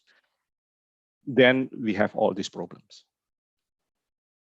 So if you look into just want to bring this attention to the design by Le Corbusier, proposed in 1950s. This is the concept of the architecture as a machines to live in. Some people just cursing Corbusier, saying, well, it's outdated. Modernism has caused a lot of issue in terms of conservation and so on. But try to look from the other side of the Corbusier principles. So in this typology, the unité de habitation, which is one very revolutionary concepts in the high-rise, high-density urban living that he proposed to improve the condition of the city. You see all this concept, the sketch on the left show that very clearly, that living together in the high-rise building is actually giving the populations, more chance to get this sunlight, wonderful view, fresh air. So think about the post-COVID situation or during the COVID situations when everybody have to work from home, when the ventilation is become very important. Aircon is become one of the issue and problems because we breathe recycled aircon. While in our vernacular houses in kampung, well, you see, the vernacular house is something that is developed by our ancestors for hundreds of thousands of years. Because they know that this is the best way to survive into the intertropical climate, for example. It gives you all the components and elements to survive. But in modern architecture, it's possible that we use that learning process. There's a communal living for all inhabitants to shop, to play, to live, and to come together in vertical garden city. So this is a very interesting concept. And then if you look into the details of Corbusier design, there is an interlocking system of residential volumes. So it's not monotonous.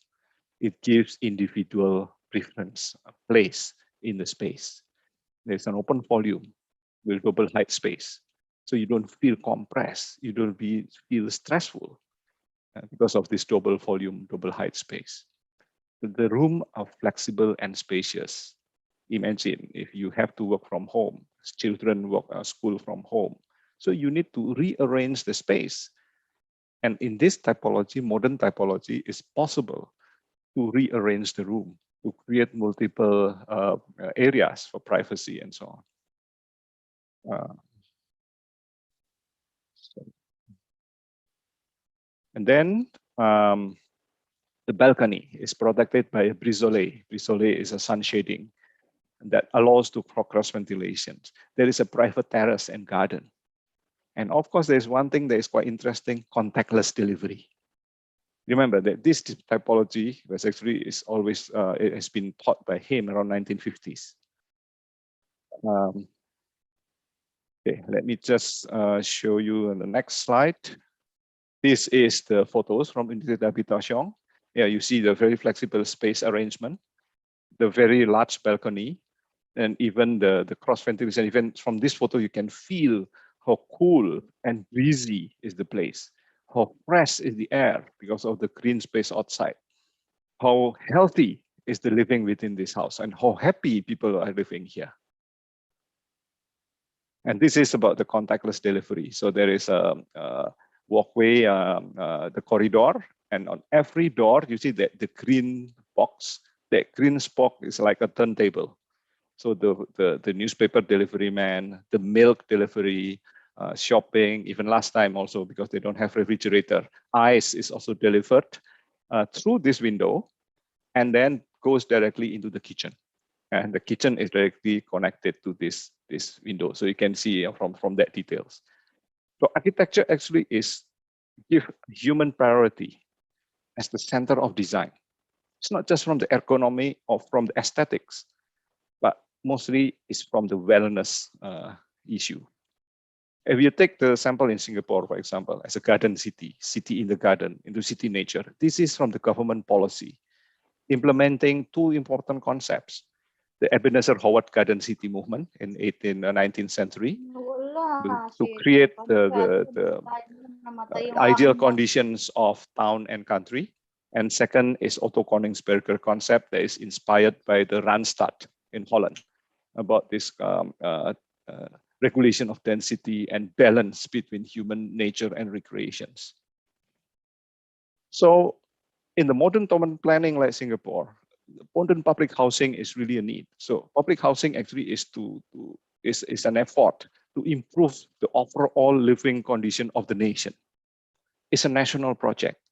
So of course, there's a lot of criticism because it's not easy to have a transition from the low density 1-2-story houses, kampong style or shop houses into a high-rise living. It's very painful, but within 10 years, we are used to it.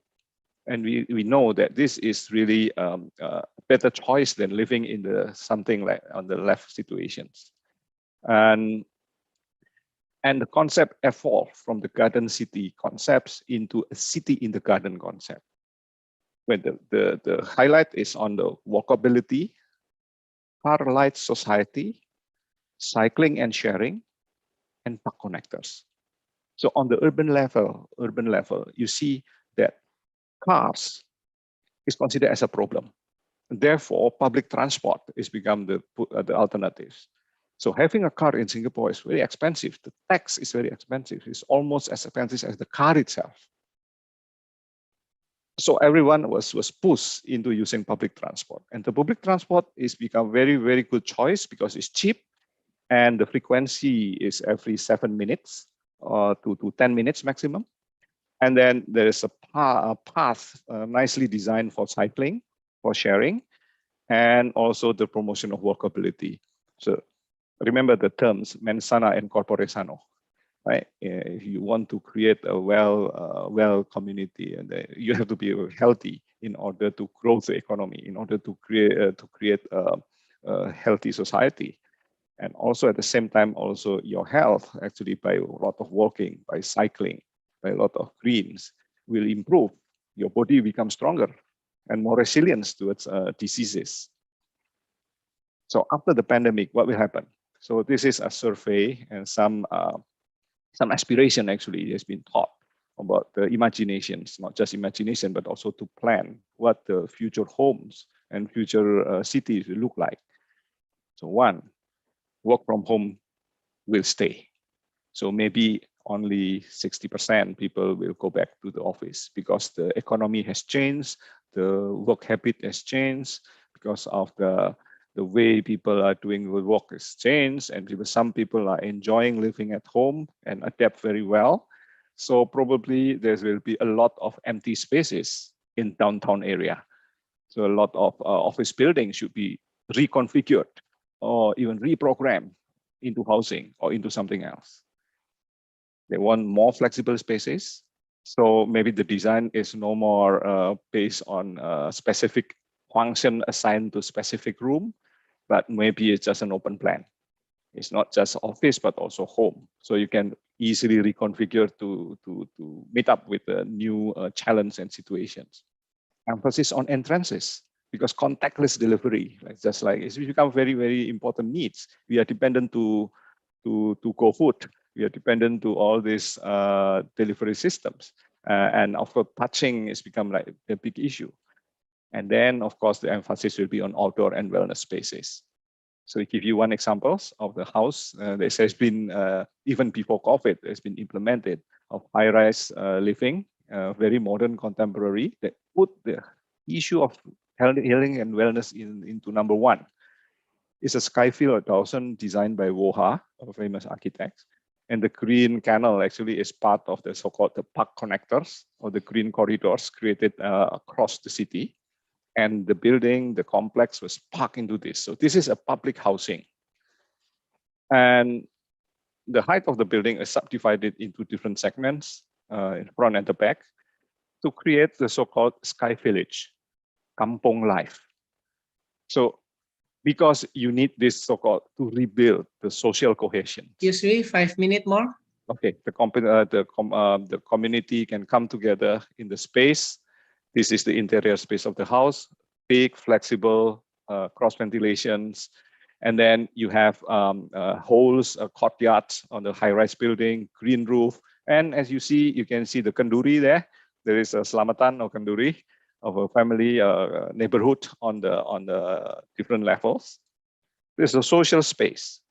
And this is what happened to the worker dormitories from the first standard have to change into the next standard. So you see how clean is the new typology of the worker dormitory after the pandemic.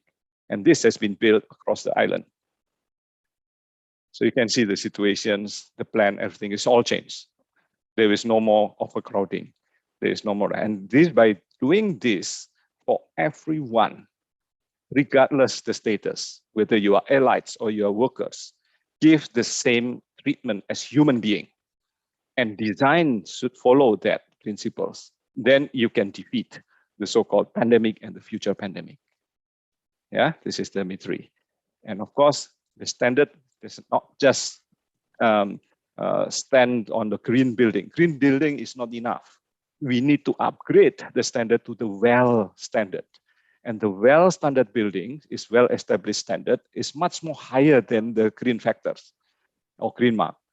The WELL building standard focus on not just sustainability, but also about air, about water, nourishment, light, fitness, comfort, and mindset.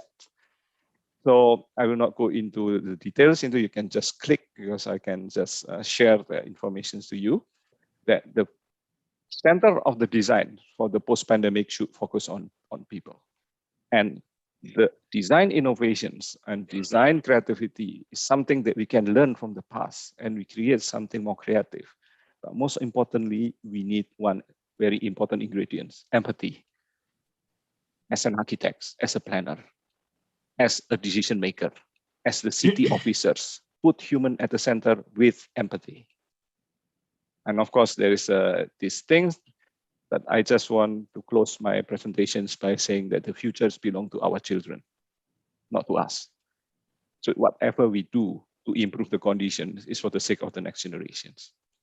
And the survival of future civilization and environment depends on our action today.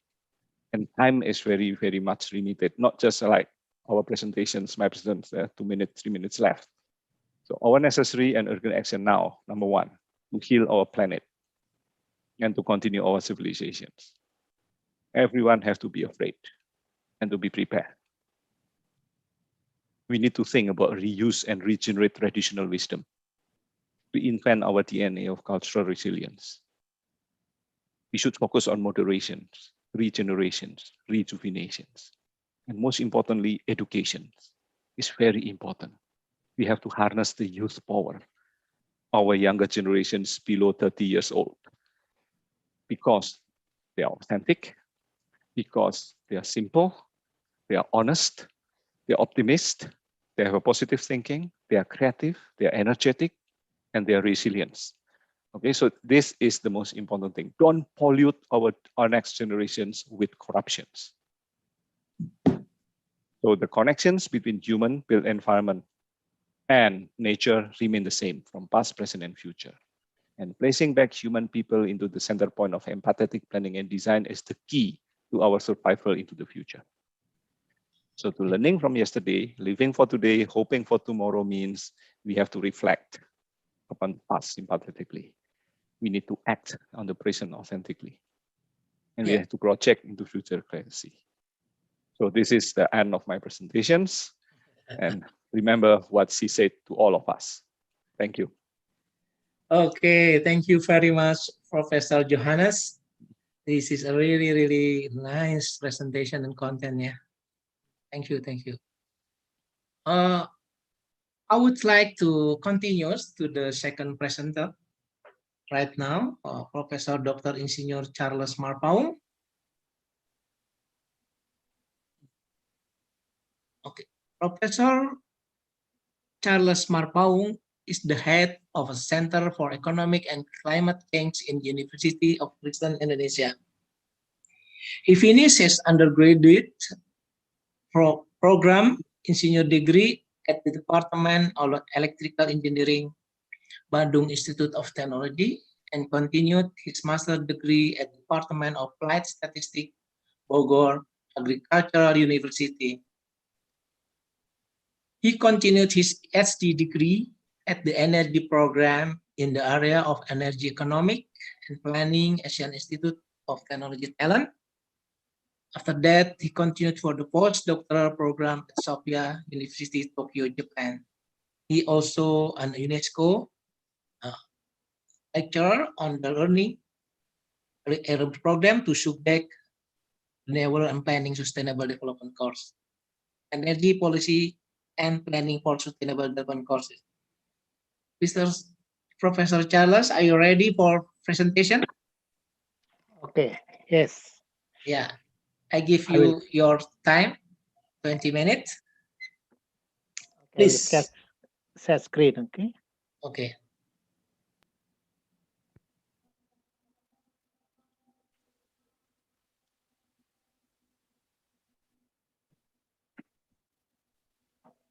Can you see my screen? Yes, yes, yes. Okay, okay. Thank you very much. Okay, my presentation is related to sustainable energy development in urban buildings during COVID-19 pandemic. Next slide, please. The outline of my presentation is I will talk about energy and buildings, and then COVID-19 and its impacts, and then towards zero energy building or nearly zero energy building, and then conclusions. Next slide, please.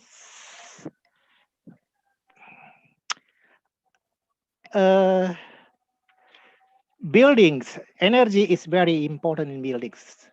So statistically, okay, if we see that buildings are very large sector consuming energy, and accordingly produce a lot of CO2 emissions. For example, in the United States, buildings account for 35% of total energy consumption and 72% of total electric consumption. And then in the European Union, energy consumption in building is about 40% of final energy consumptions.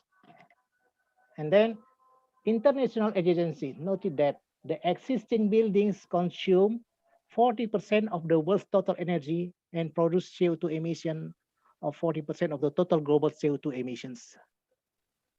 And then we can see also that the present buildings, they are all 60% of the existing buildings. They are all old buildings. Old buildings, it means that the age of the building is more than 30 years. Next slide, please.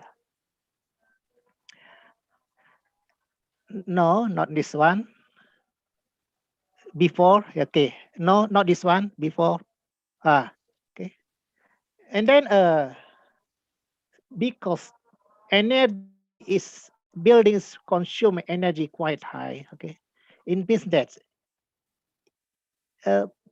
if we are going to reduce emissions, okay, buildings become the most important place to reduce. How we are going to reduce emission from buildings? We are going to convert the buildings into zero energy buildings or nearly zero energy buildings. And then for the existing building, we use retrofit. Both we can use energy retrofit or building retrofit. So retrofit, it means that if it is energy retrofit, it means that we change how we use the energy. If it is building retrofit, it means that how we change the structure of the building. Next slide, please. Yes. And then COVID-19 and its impact. Okay. So the COVID-19 pandemic outbreak, okay, which was first identified in Wuhan, China, in December 2009, okay, has almost touched everyone's life and is affecting every sector in the economic in all parts of the world. And then the impact of the outbreak, yeah, almost touched everyone's life and affecting every sectors in the economic. Okay.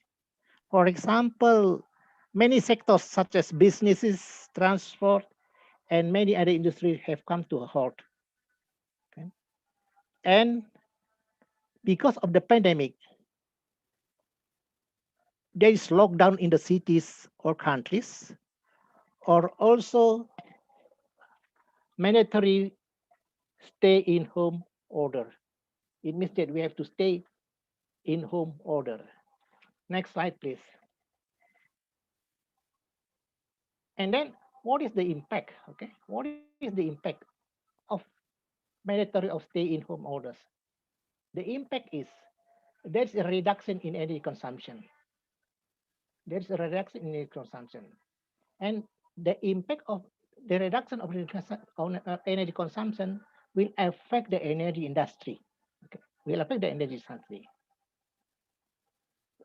In Jakarta, during the lockdown, the health only on essential sectors like healthcare, food, beverage, energy, communication, and IT, financial, logistics, construction, strategic industry, basic services, and public utilities, business sectors that serve daily needs have been permitted to operate, but others are not allowed. Okay, and then many countries, including Indonesia, impose curfew, mandatory stay-in-home orders, like what I mentioned just now, and lockdown of cities and countries. Okay. Due to the forced stay-in-home, the daily needs of the people would affected, and one of them is the energy consumption in the residential building. Next slide, please. And then what is the aims of this discussion? The aims of this discussion is to explore lessons learned to tackle a continued increase in energy consumption in urban buildings in case of continued COVID-19 or future pandemics or other extreme events that might happen. And then also to explore various innovation how SDG 2030 can be achieved from urban building perspective. Next slide, please. Sustainable energy. We're talking about sustainable energy development. If we are going to talk about, if we talk about sustainable energy development, it means that we talk about SDG 7. Okay, we talk about SDG 7. SDG 7 it means that about energy affordability, and then SDG 11 it is about sustainable cities, and then SDG 13 it is about climate change. Okay. And then if we are talking about sustainable energy development, it means that we are always talking about energy transition, how we change the energy use from the current fossil fuel that we are using now to the renewable energy in the future. Next slide, please. And then how the coronavirus changed the energy demand. So the coronavirus changed the demand. During the lockdown, the demand for energy declines.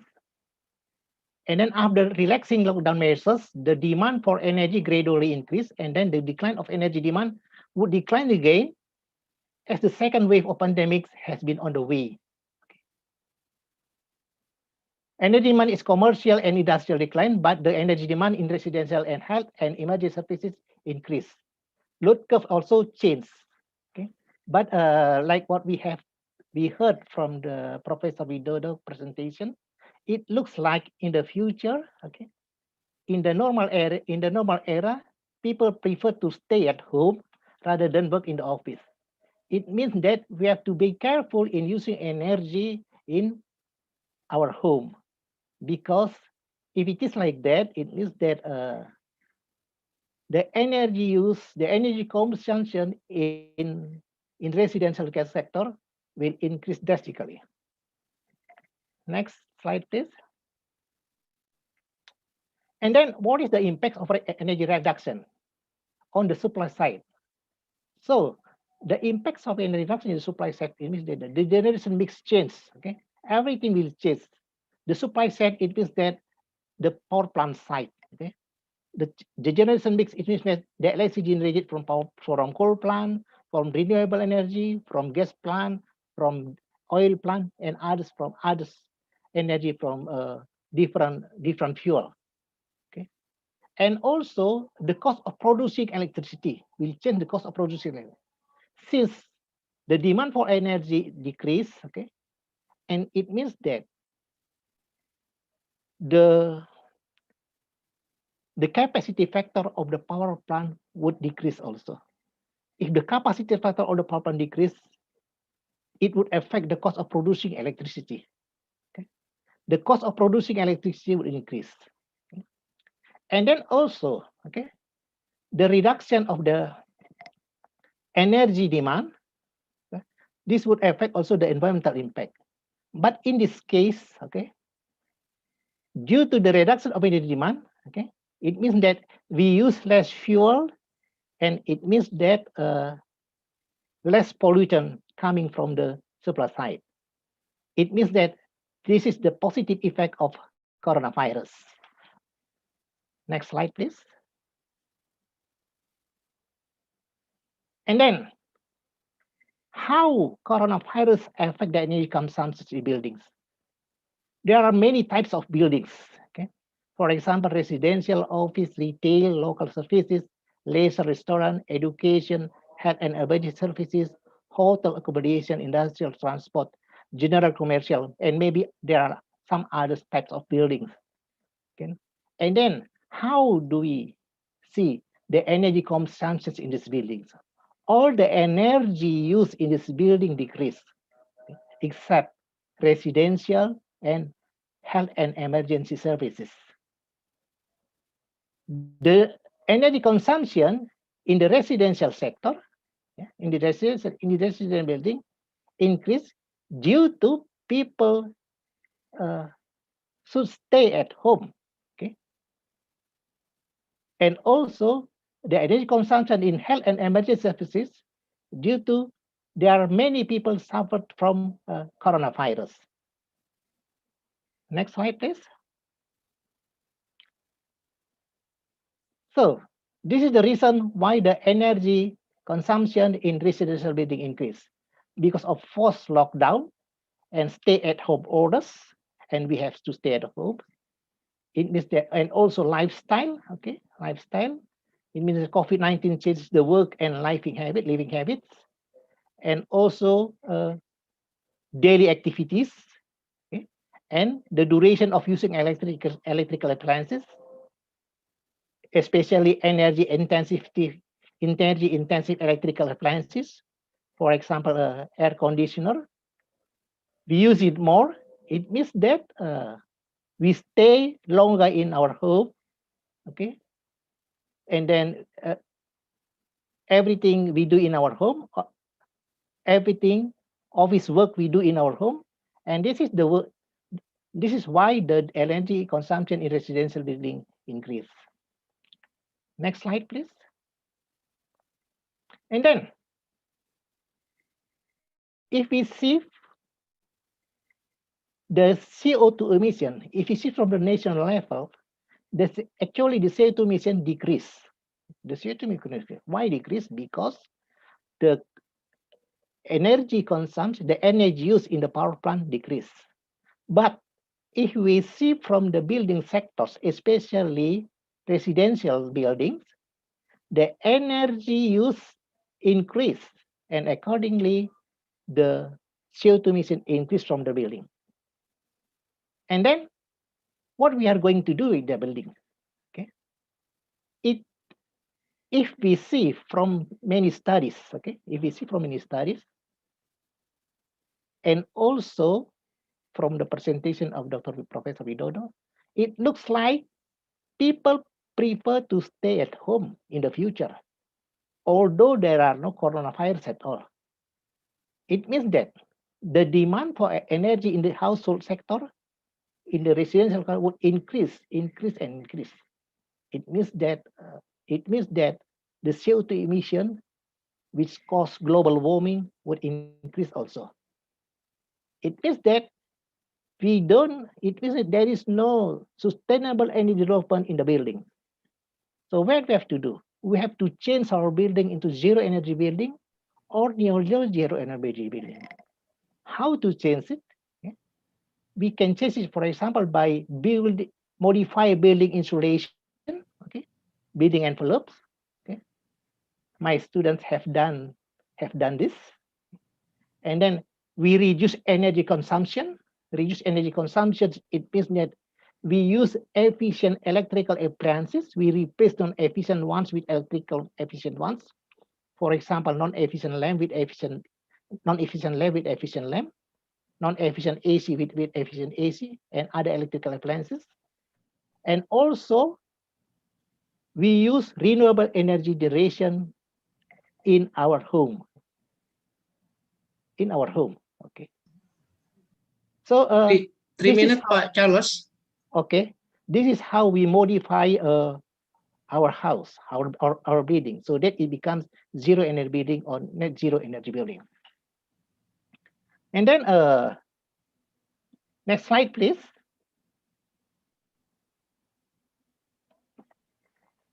In energy supply, okay, what we can do, okay, we can install rooftop solar.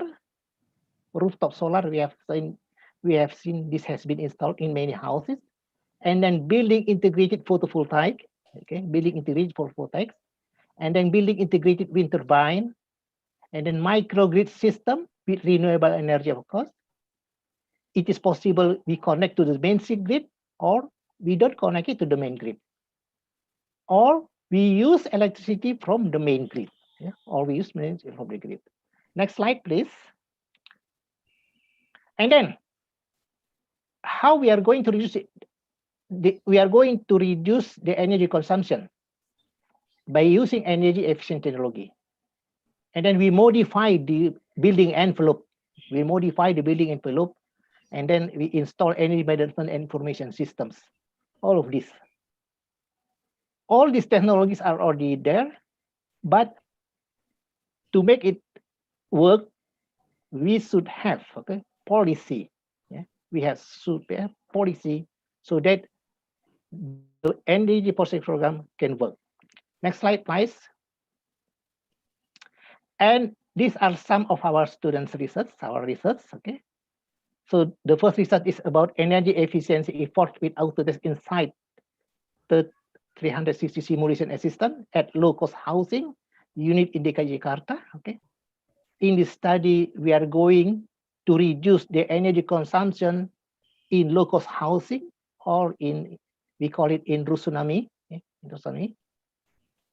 And then the second study, it is related to focus building optimization with a green building concept. So in here, we are going to change the building envelope, okay, by using different criteria, and then optimize the criteria so that we can reduce the energy consumption. Next slide, please. Yes, this is the conclusion. So at the national level, the conclusion there, at the national level, COVID-19 pandemic reduces the demand for energy and accordingly reduce the CO2 emissions. But at sectoral level, residential buildings, okay, COVID-19 pandemic increases the demand for energy and accordingly increase the CO2 emissions. And then the energy consumption in residential building can be reduced through energy efficiency program, okay,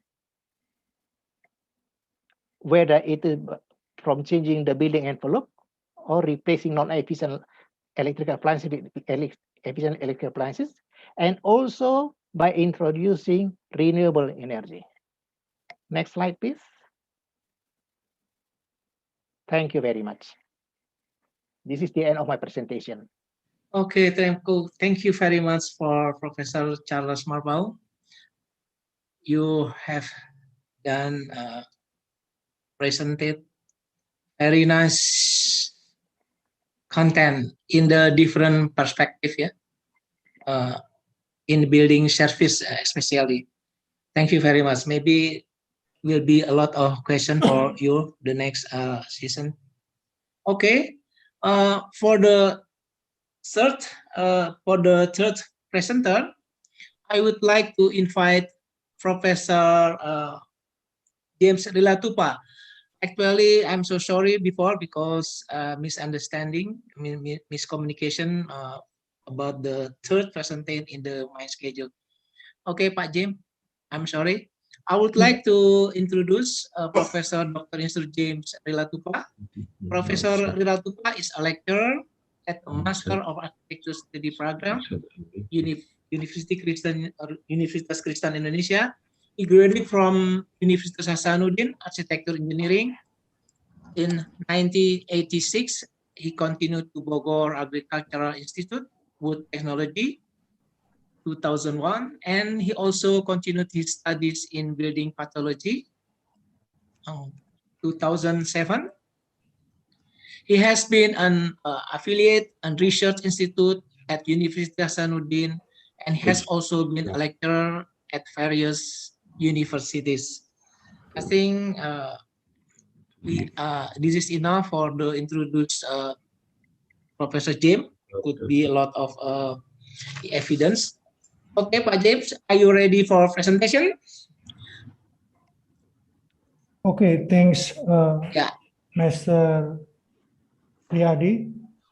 20 minutes for your time, okay?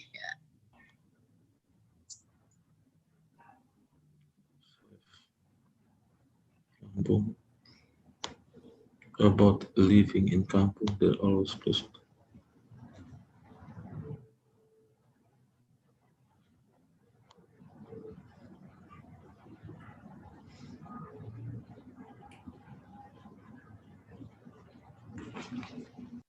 Yeah, okay.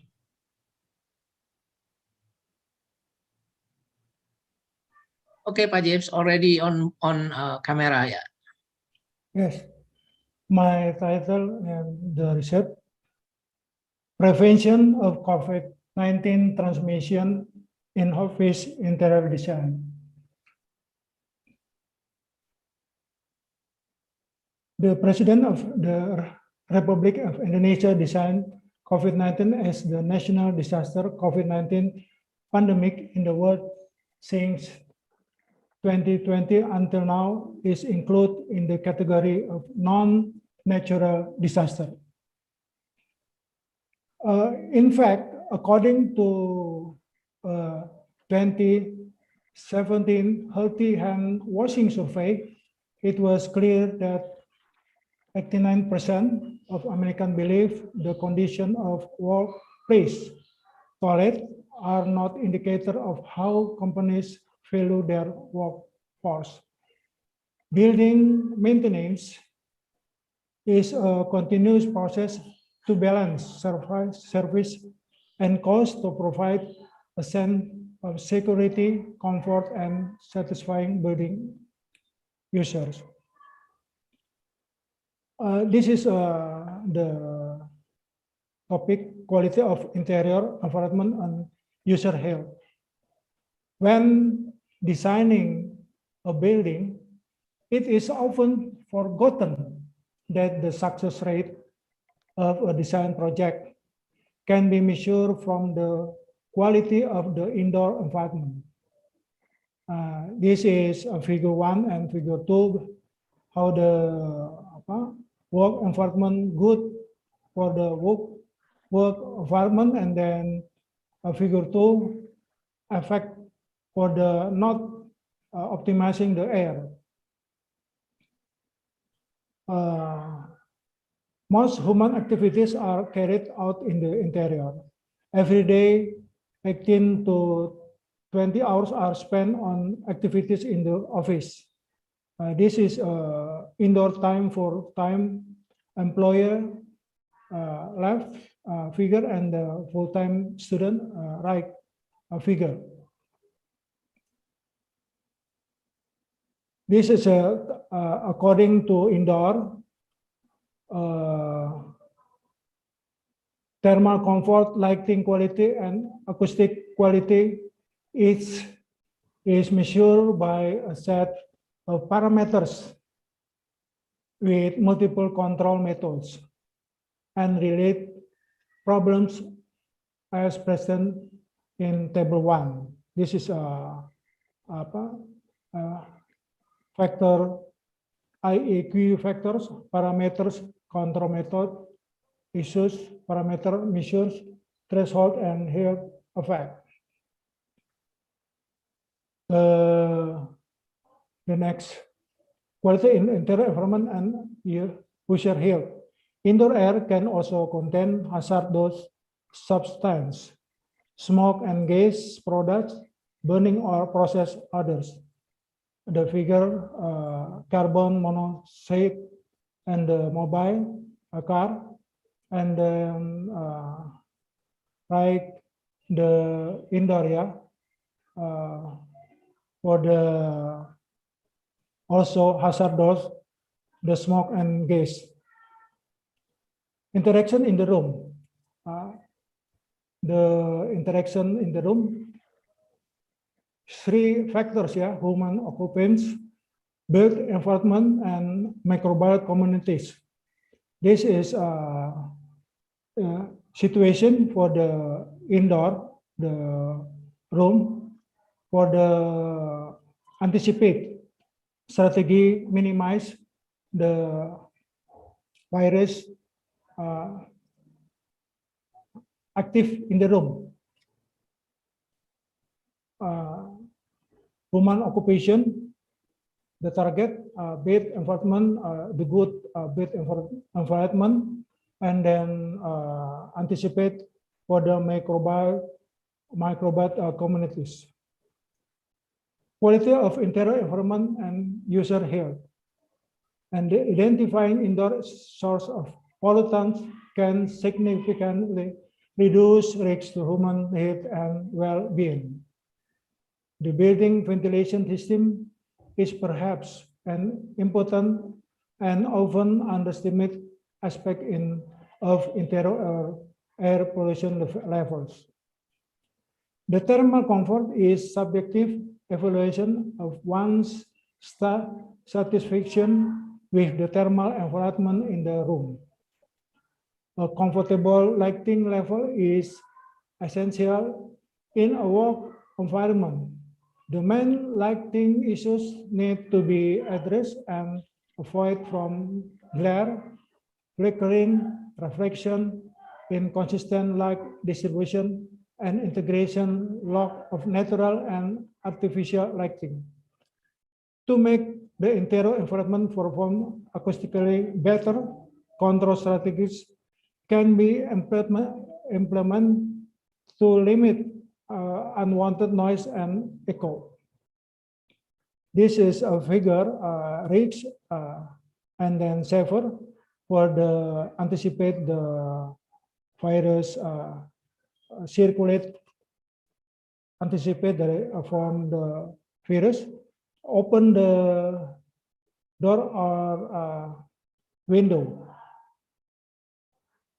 And then this is tactics or means such as increasing ventilation or filtration as a solution to healthy interior environment have been widely taught during the COVID-19 pandemic.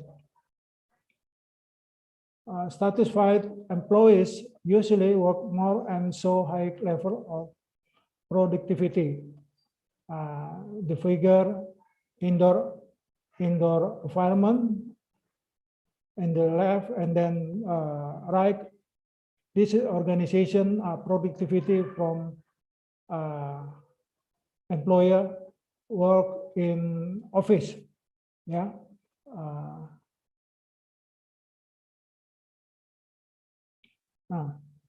This is a figure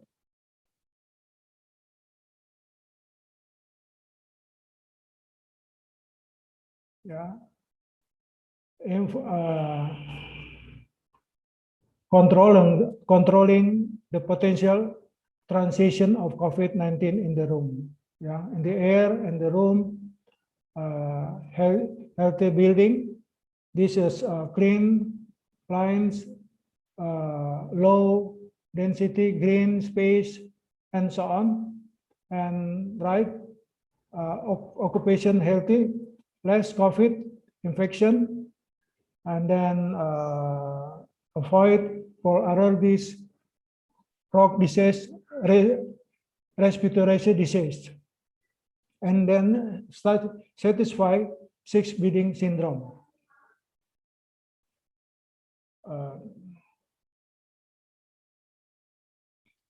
This is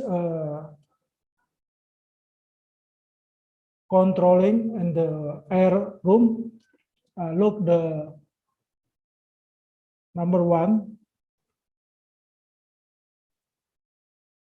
cleaning and disinfectant protocol, office reoccupation plan. Number 3, real-time data insight. And then number 4, verified both employment and customers confidence with verified and document surface and air testing procedure with C&D evaluation, indoor air quality measurement. And 5 and 6, HVAC AC system evaluation, improve system design, and document equipment effectiveness with TRC heating, air conditioning, and ventilation.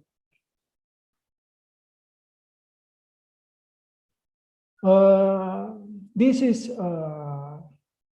technology used in the according to the room or modify for one room to room in the office. Use HEPA filter and then DOAS system. HEPA filter is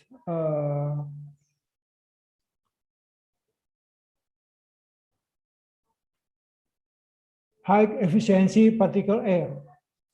This type of air filter can remove 99% of dust, pollen, mold, bacteria, and any airborne particles with a size of 0.3 micrometers per hours. And then to technology, use the room typical dedicated outdoor air DOAS system, typical dedicated outdoor air. The next, how can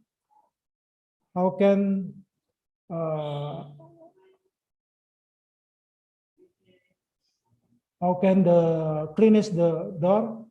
We must clean the wash property and then egg property in the room activity, yeah, in the room, the egg activity in the room. Cleanliness of interior environment. Simple ways to prevent the spread of COVID-19 in the workplace, recommended by the Ministry of Health and WHO. Clean the workspace and existing furniture regulate every day. Provide hand washing facility with soap and water and hand sanitizer and work. And so on,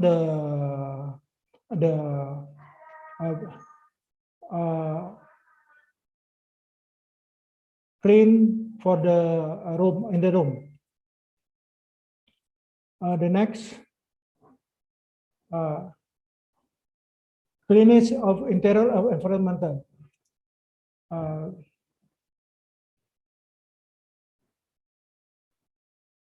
One, decks and accessories. Two, we must lighting switch and door handles. Number three, vending machines. Number four, rubbish bins.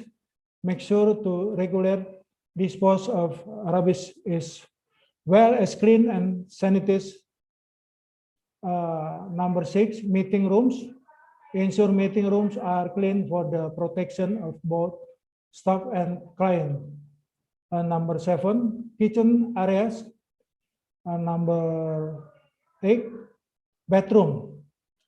The egg situation in resident or our home is much cleaner for the condition.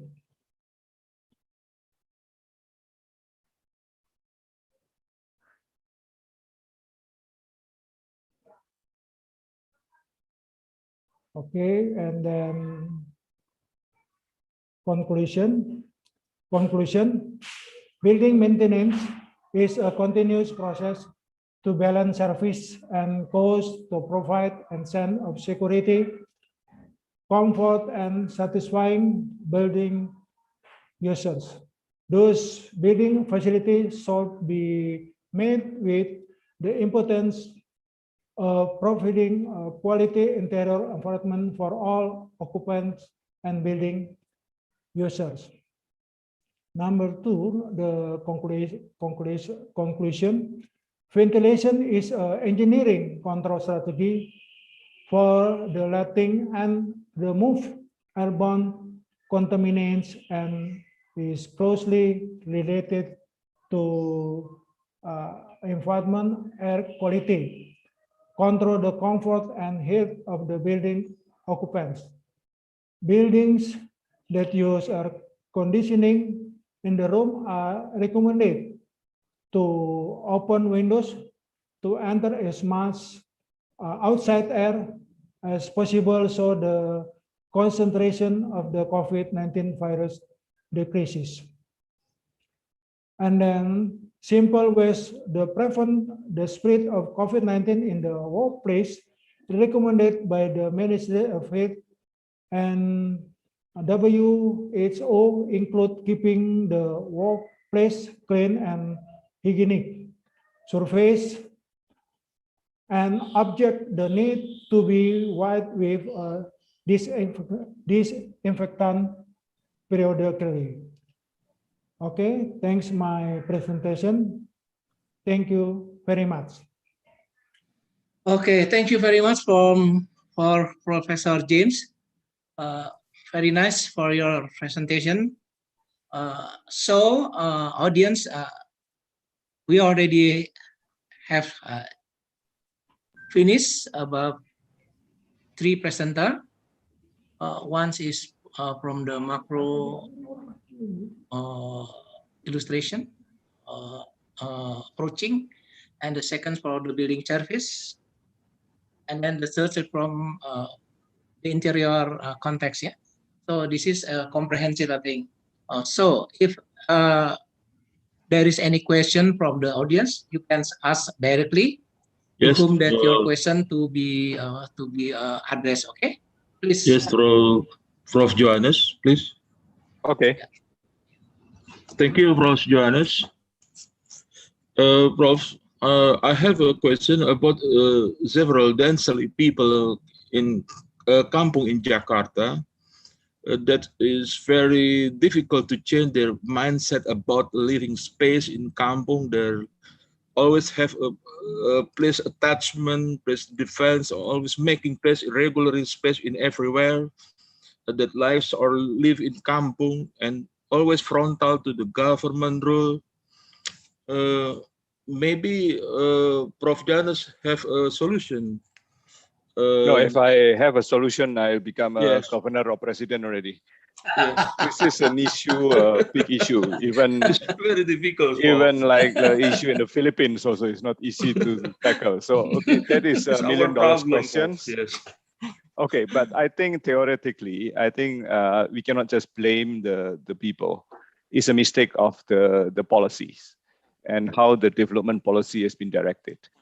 So one solution probably is really, for example, like moving the capital outside Jakarta. I'm not saying I have to move to Kalimantan, but reducing the pressures inside the city may relieve the so-called density. And second, of course, if you want to follow Singapore examples like top-down draconian measures, you just change it to high-rise, high development. Hey, I'll try to do that in several parts of Jakarta, but of course, you need a way and also a political, savviness to manage the so-called the transitions from the low-rise, high-density into high-rise, high-density with proper space and so on. So you have a chance actually to improve the living conditions, like what Corbusier thinks in the past, right?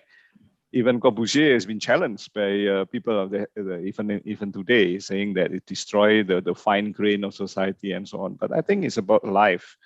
If we can handle the situations better, but it has to be multi-level policies, national policy. Last time during Pak Harto period, remember about transmigrations, because he's trying also to reduce the pressure from the city. And our transmigrations indeed, but it stopped right after the Suharto period. And of course, now is the moving of the capital. So you have this kind of national-wide policies, and then the city level policies and neighborhood level policy. But how to do that is a political answer. Okay. Yeah. I see that in Singapore is very successful for transformation from Yes, because kampung. we don't have too much democracy. Yeah. Well, I mean, we trust the government. Yeah, the population trusts the government because we believe the government is not corrupt. I think it's very important. So trustworthy government. And second, the government must have a plan. So they must base on scientific, not myth. Right? We cannot have a leader like Donald Trump, or they lead by hoax or by false assumptions. So we need expert technocrats, scientists, real planners to help to draw correct policies. Oh yeah. Right. So this is, I think, the prerequisite: the trustworthy government and also a strong government. And the thing that we lost actually in Indonesia, Indonesia, is the 5-yearly plan, Repelita. No, we don't have a clear long-term plan, even 50 years plan, 100 years plan. Yeah. So without this, then you see, everybody can change whatever plan according to the agenda of the politicians. Yeah, but this is worth for another forum. Let's discuss about politics another time. Yeah, I see that there's design space in the vertical building that have residents making place for social culture. Yeah, in the one garden. example that I say, like the vertical kampung in Singapore, is It's very possible interesting. because there is a good governance and also a good urban planning. Yeah. A new open space in vertical building for kampung residents, Prof. Yeah. Yeah. Okay, good, Prof. Thank you, Prof. Thank you very much. Okay. Okay. Is there any question for audience? Please give your question. Actually, I read from the chat, Professor Johannes very actively to answer. I already answered, so I don't need to answer here. Professor Johannes, you Yes. believe that the statement that too many people, too many problems. So why the Indonesian a little bit more difficult to manage the country rather than Singapore that is small? How do you think about that?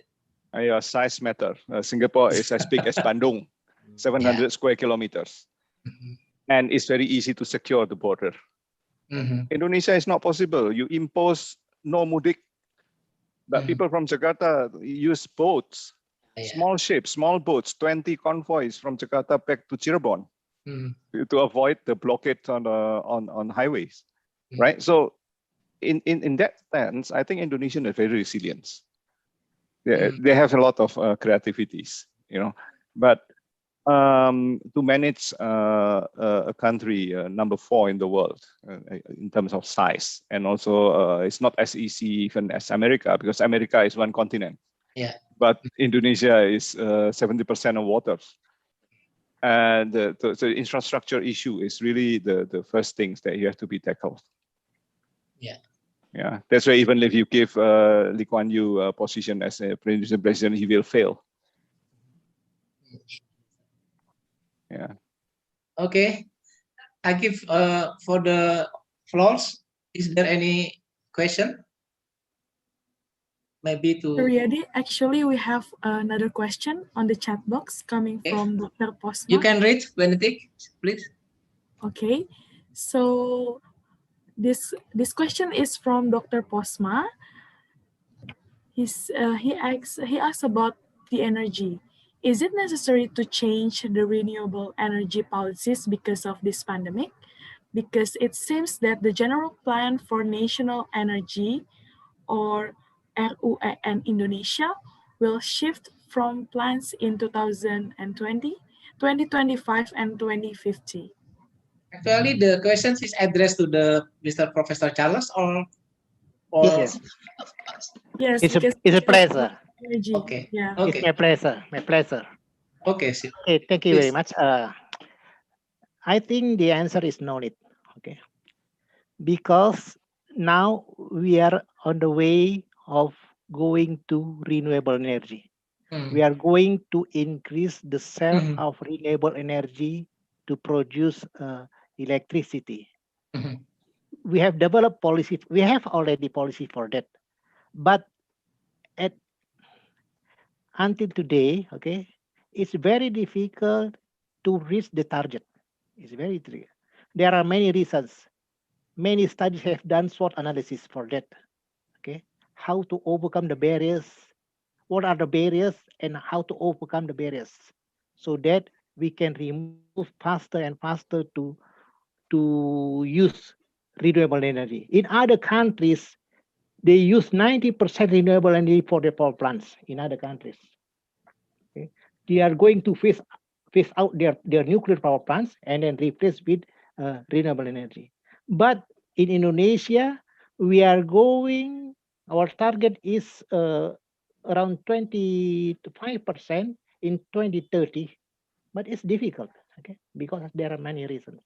So no need, I think no need, because from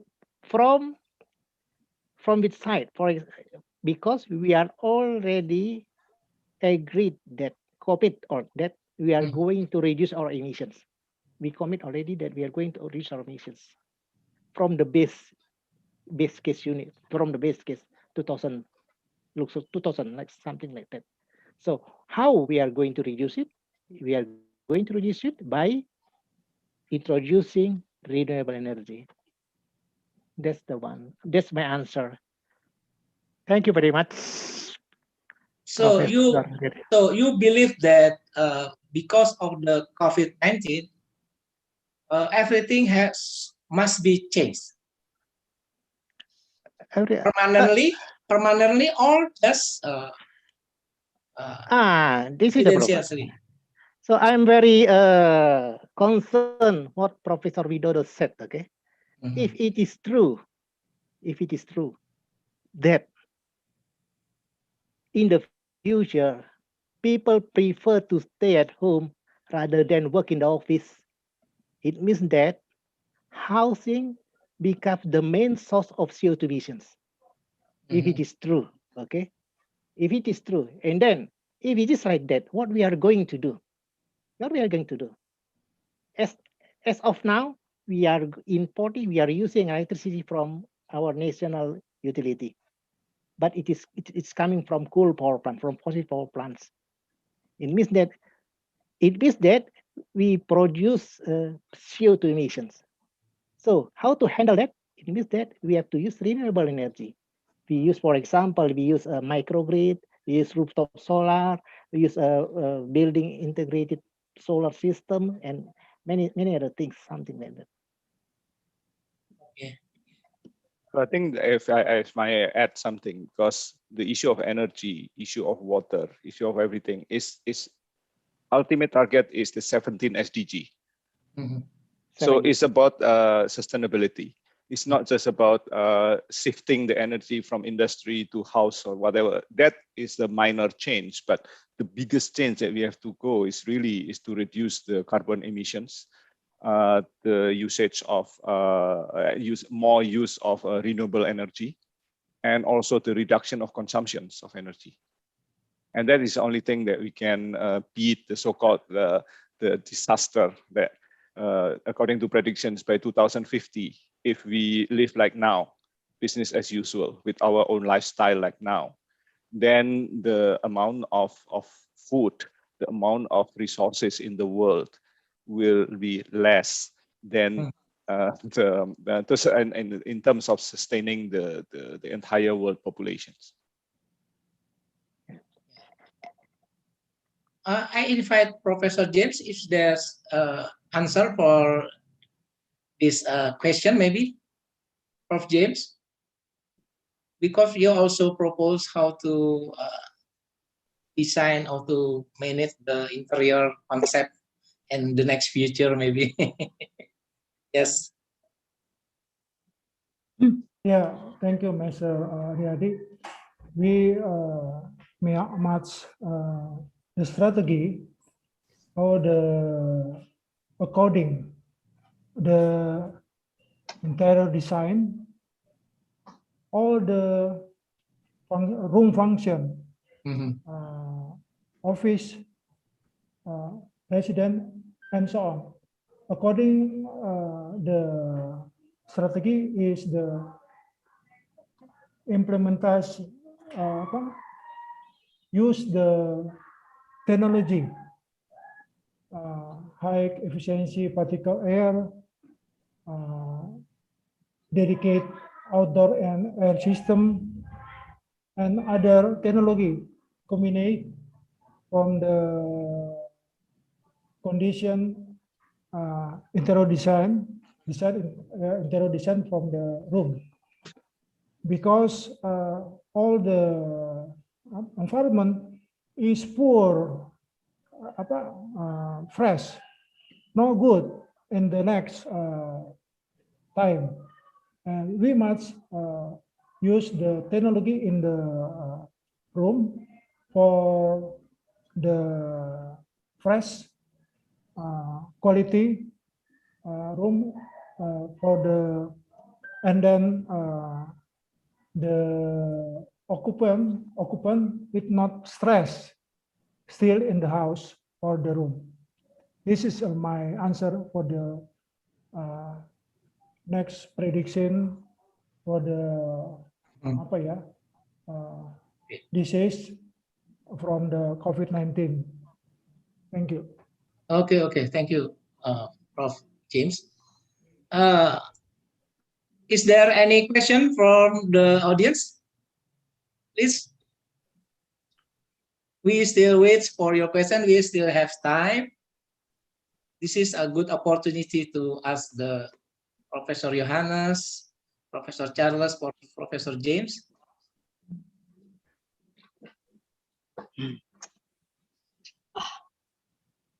Hello. No questions again. Buras, please, Buras. Do you have a question, Buras? I have too much to question. Please give your question addressed to whom? to Mr. Widodo, maybe. Okay.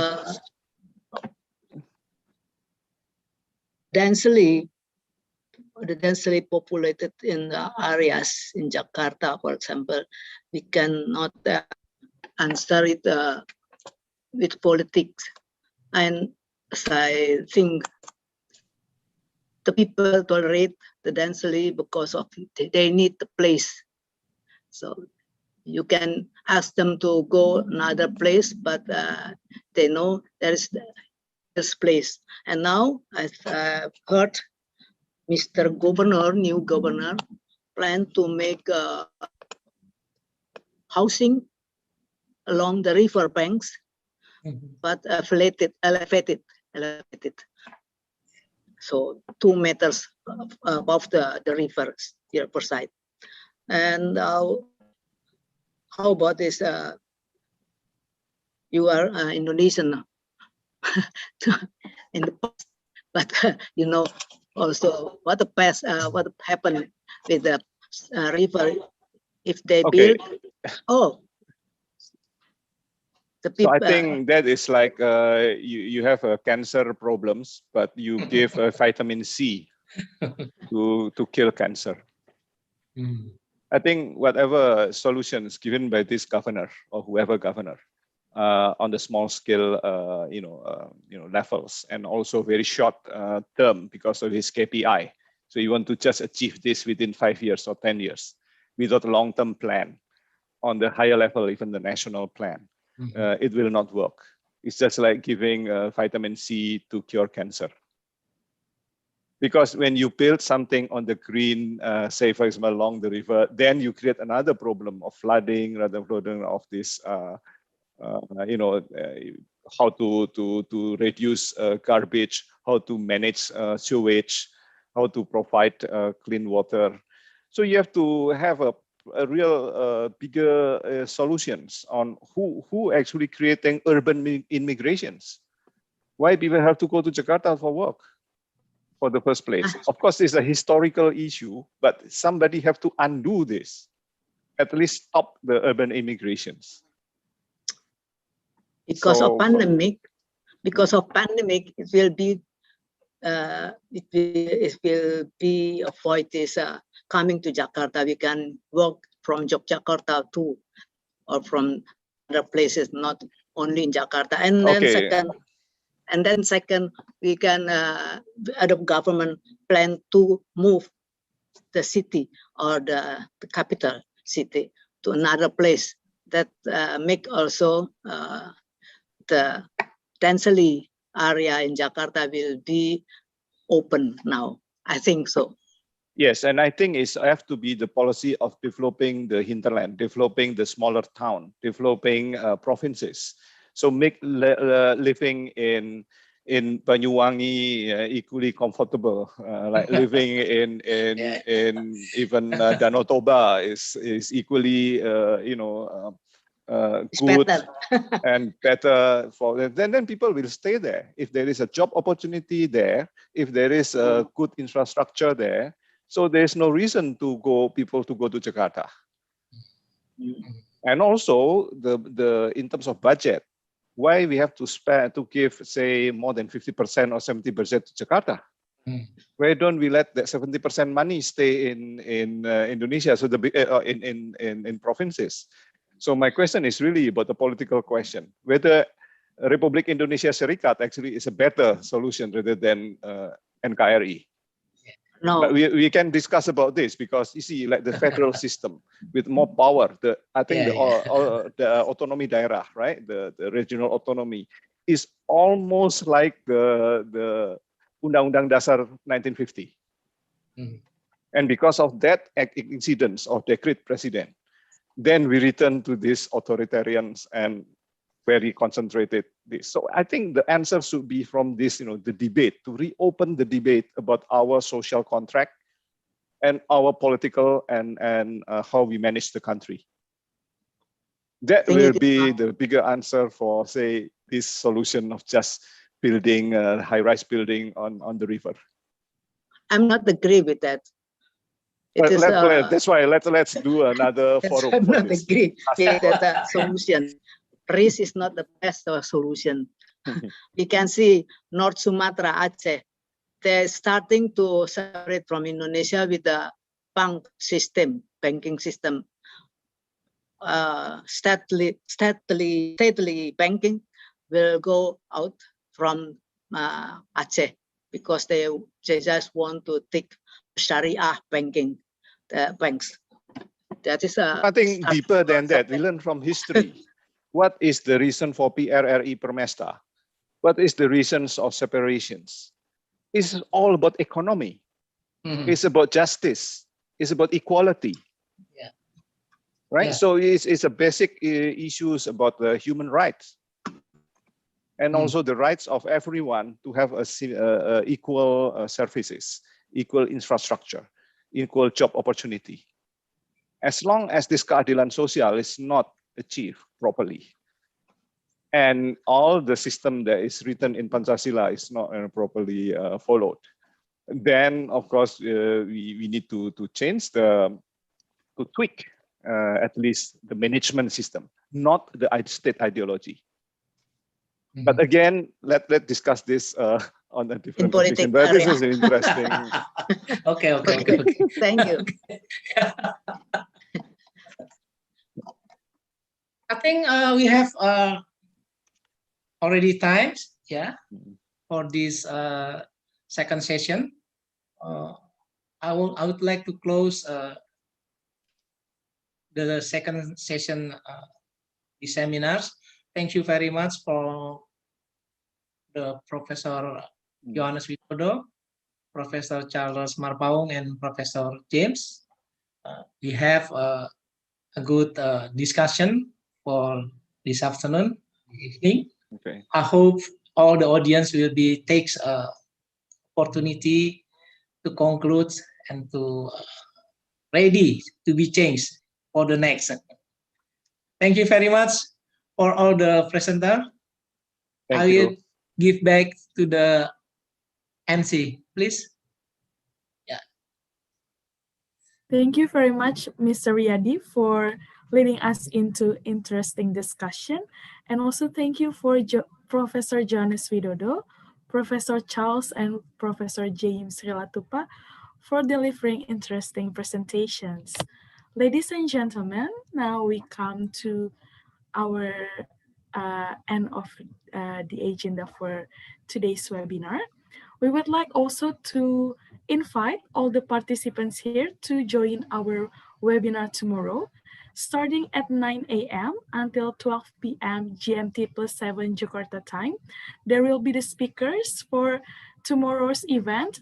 They are Professor Urasia Haan, Dr. Yopi, Dr. Ramos, Dr. Posma, and also Dr. Leonard.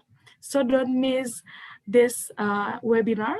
And also we will send the e-certificate for today's webinar and also tomorrow's webinar next week. And please stay tuned on the WhatsApp group for the participants.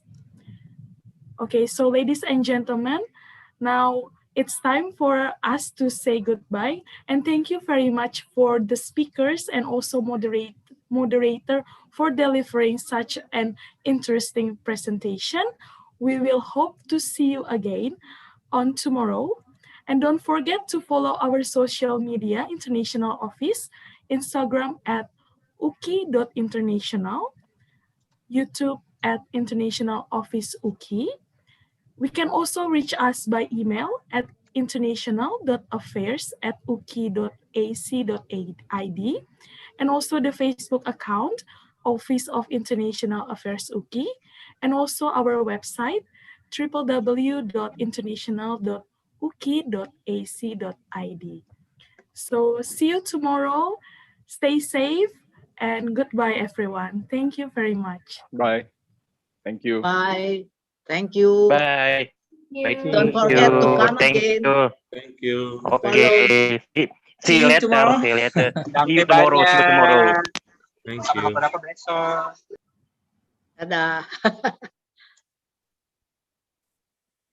Leave, okay? Yeah, Yes. leave.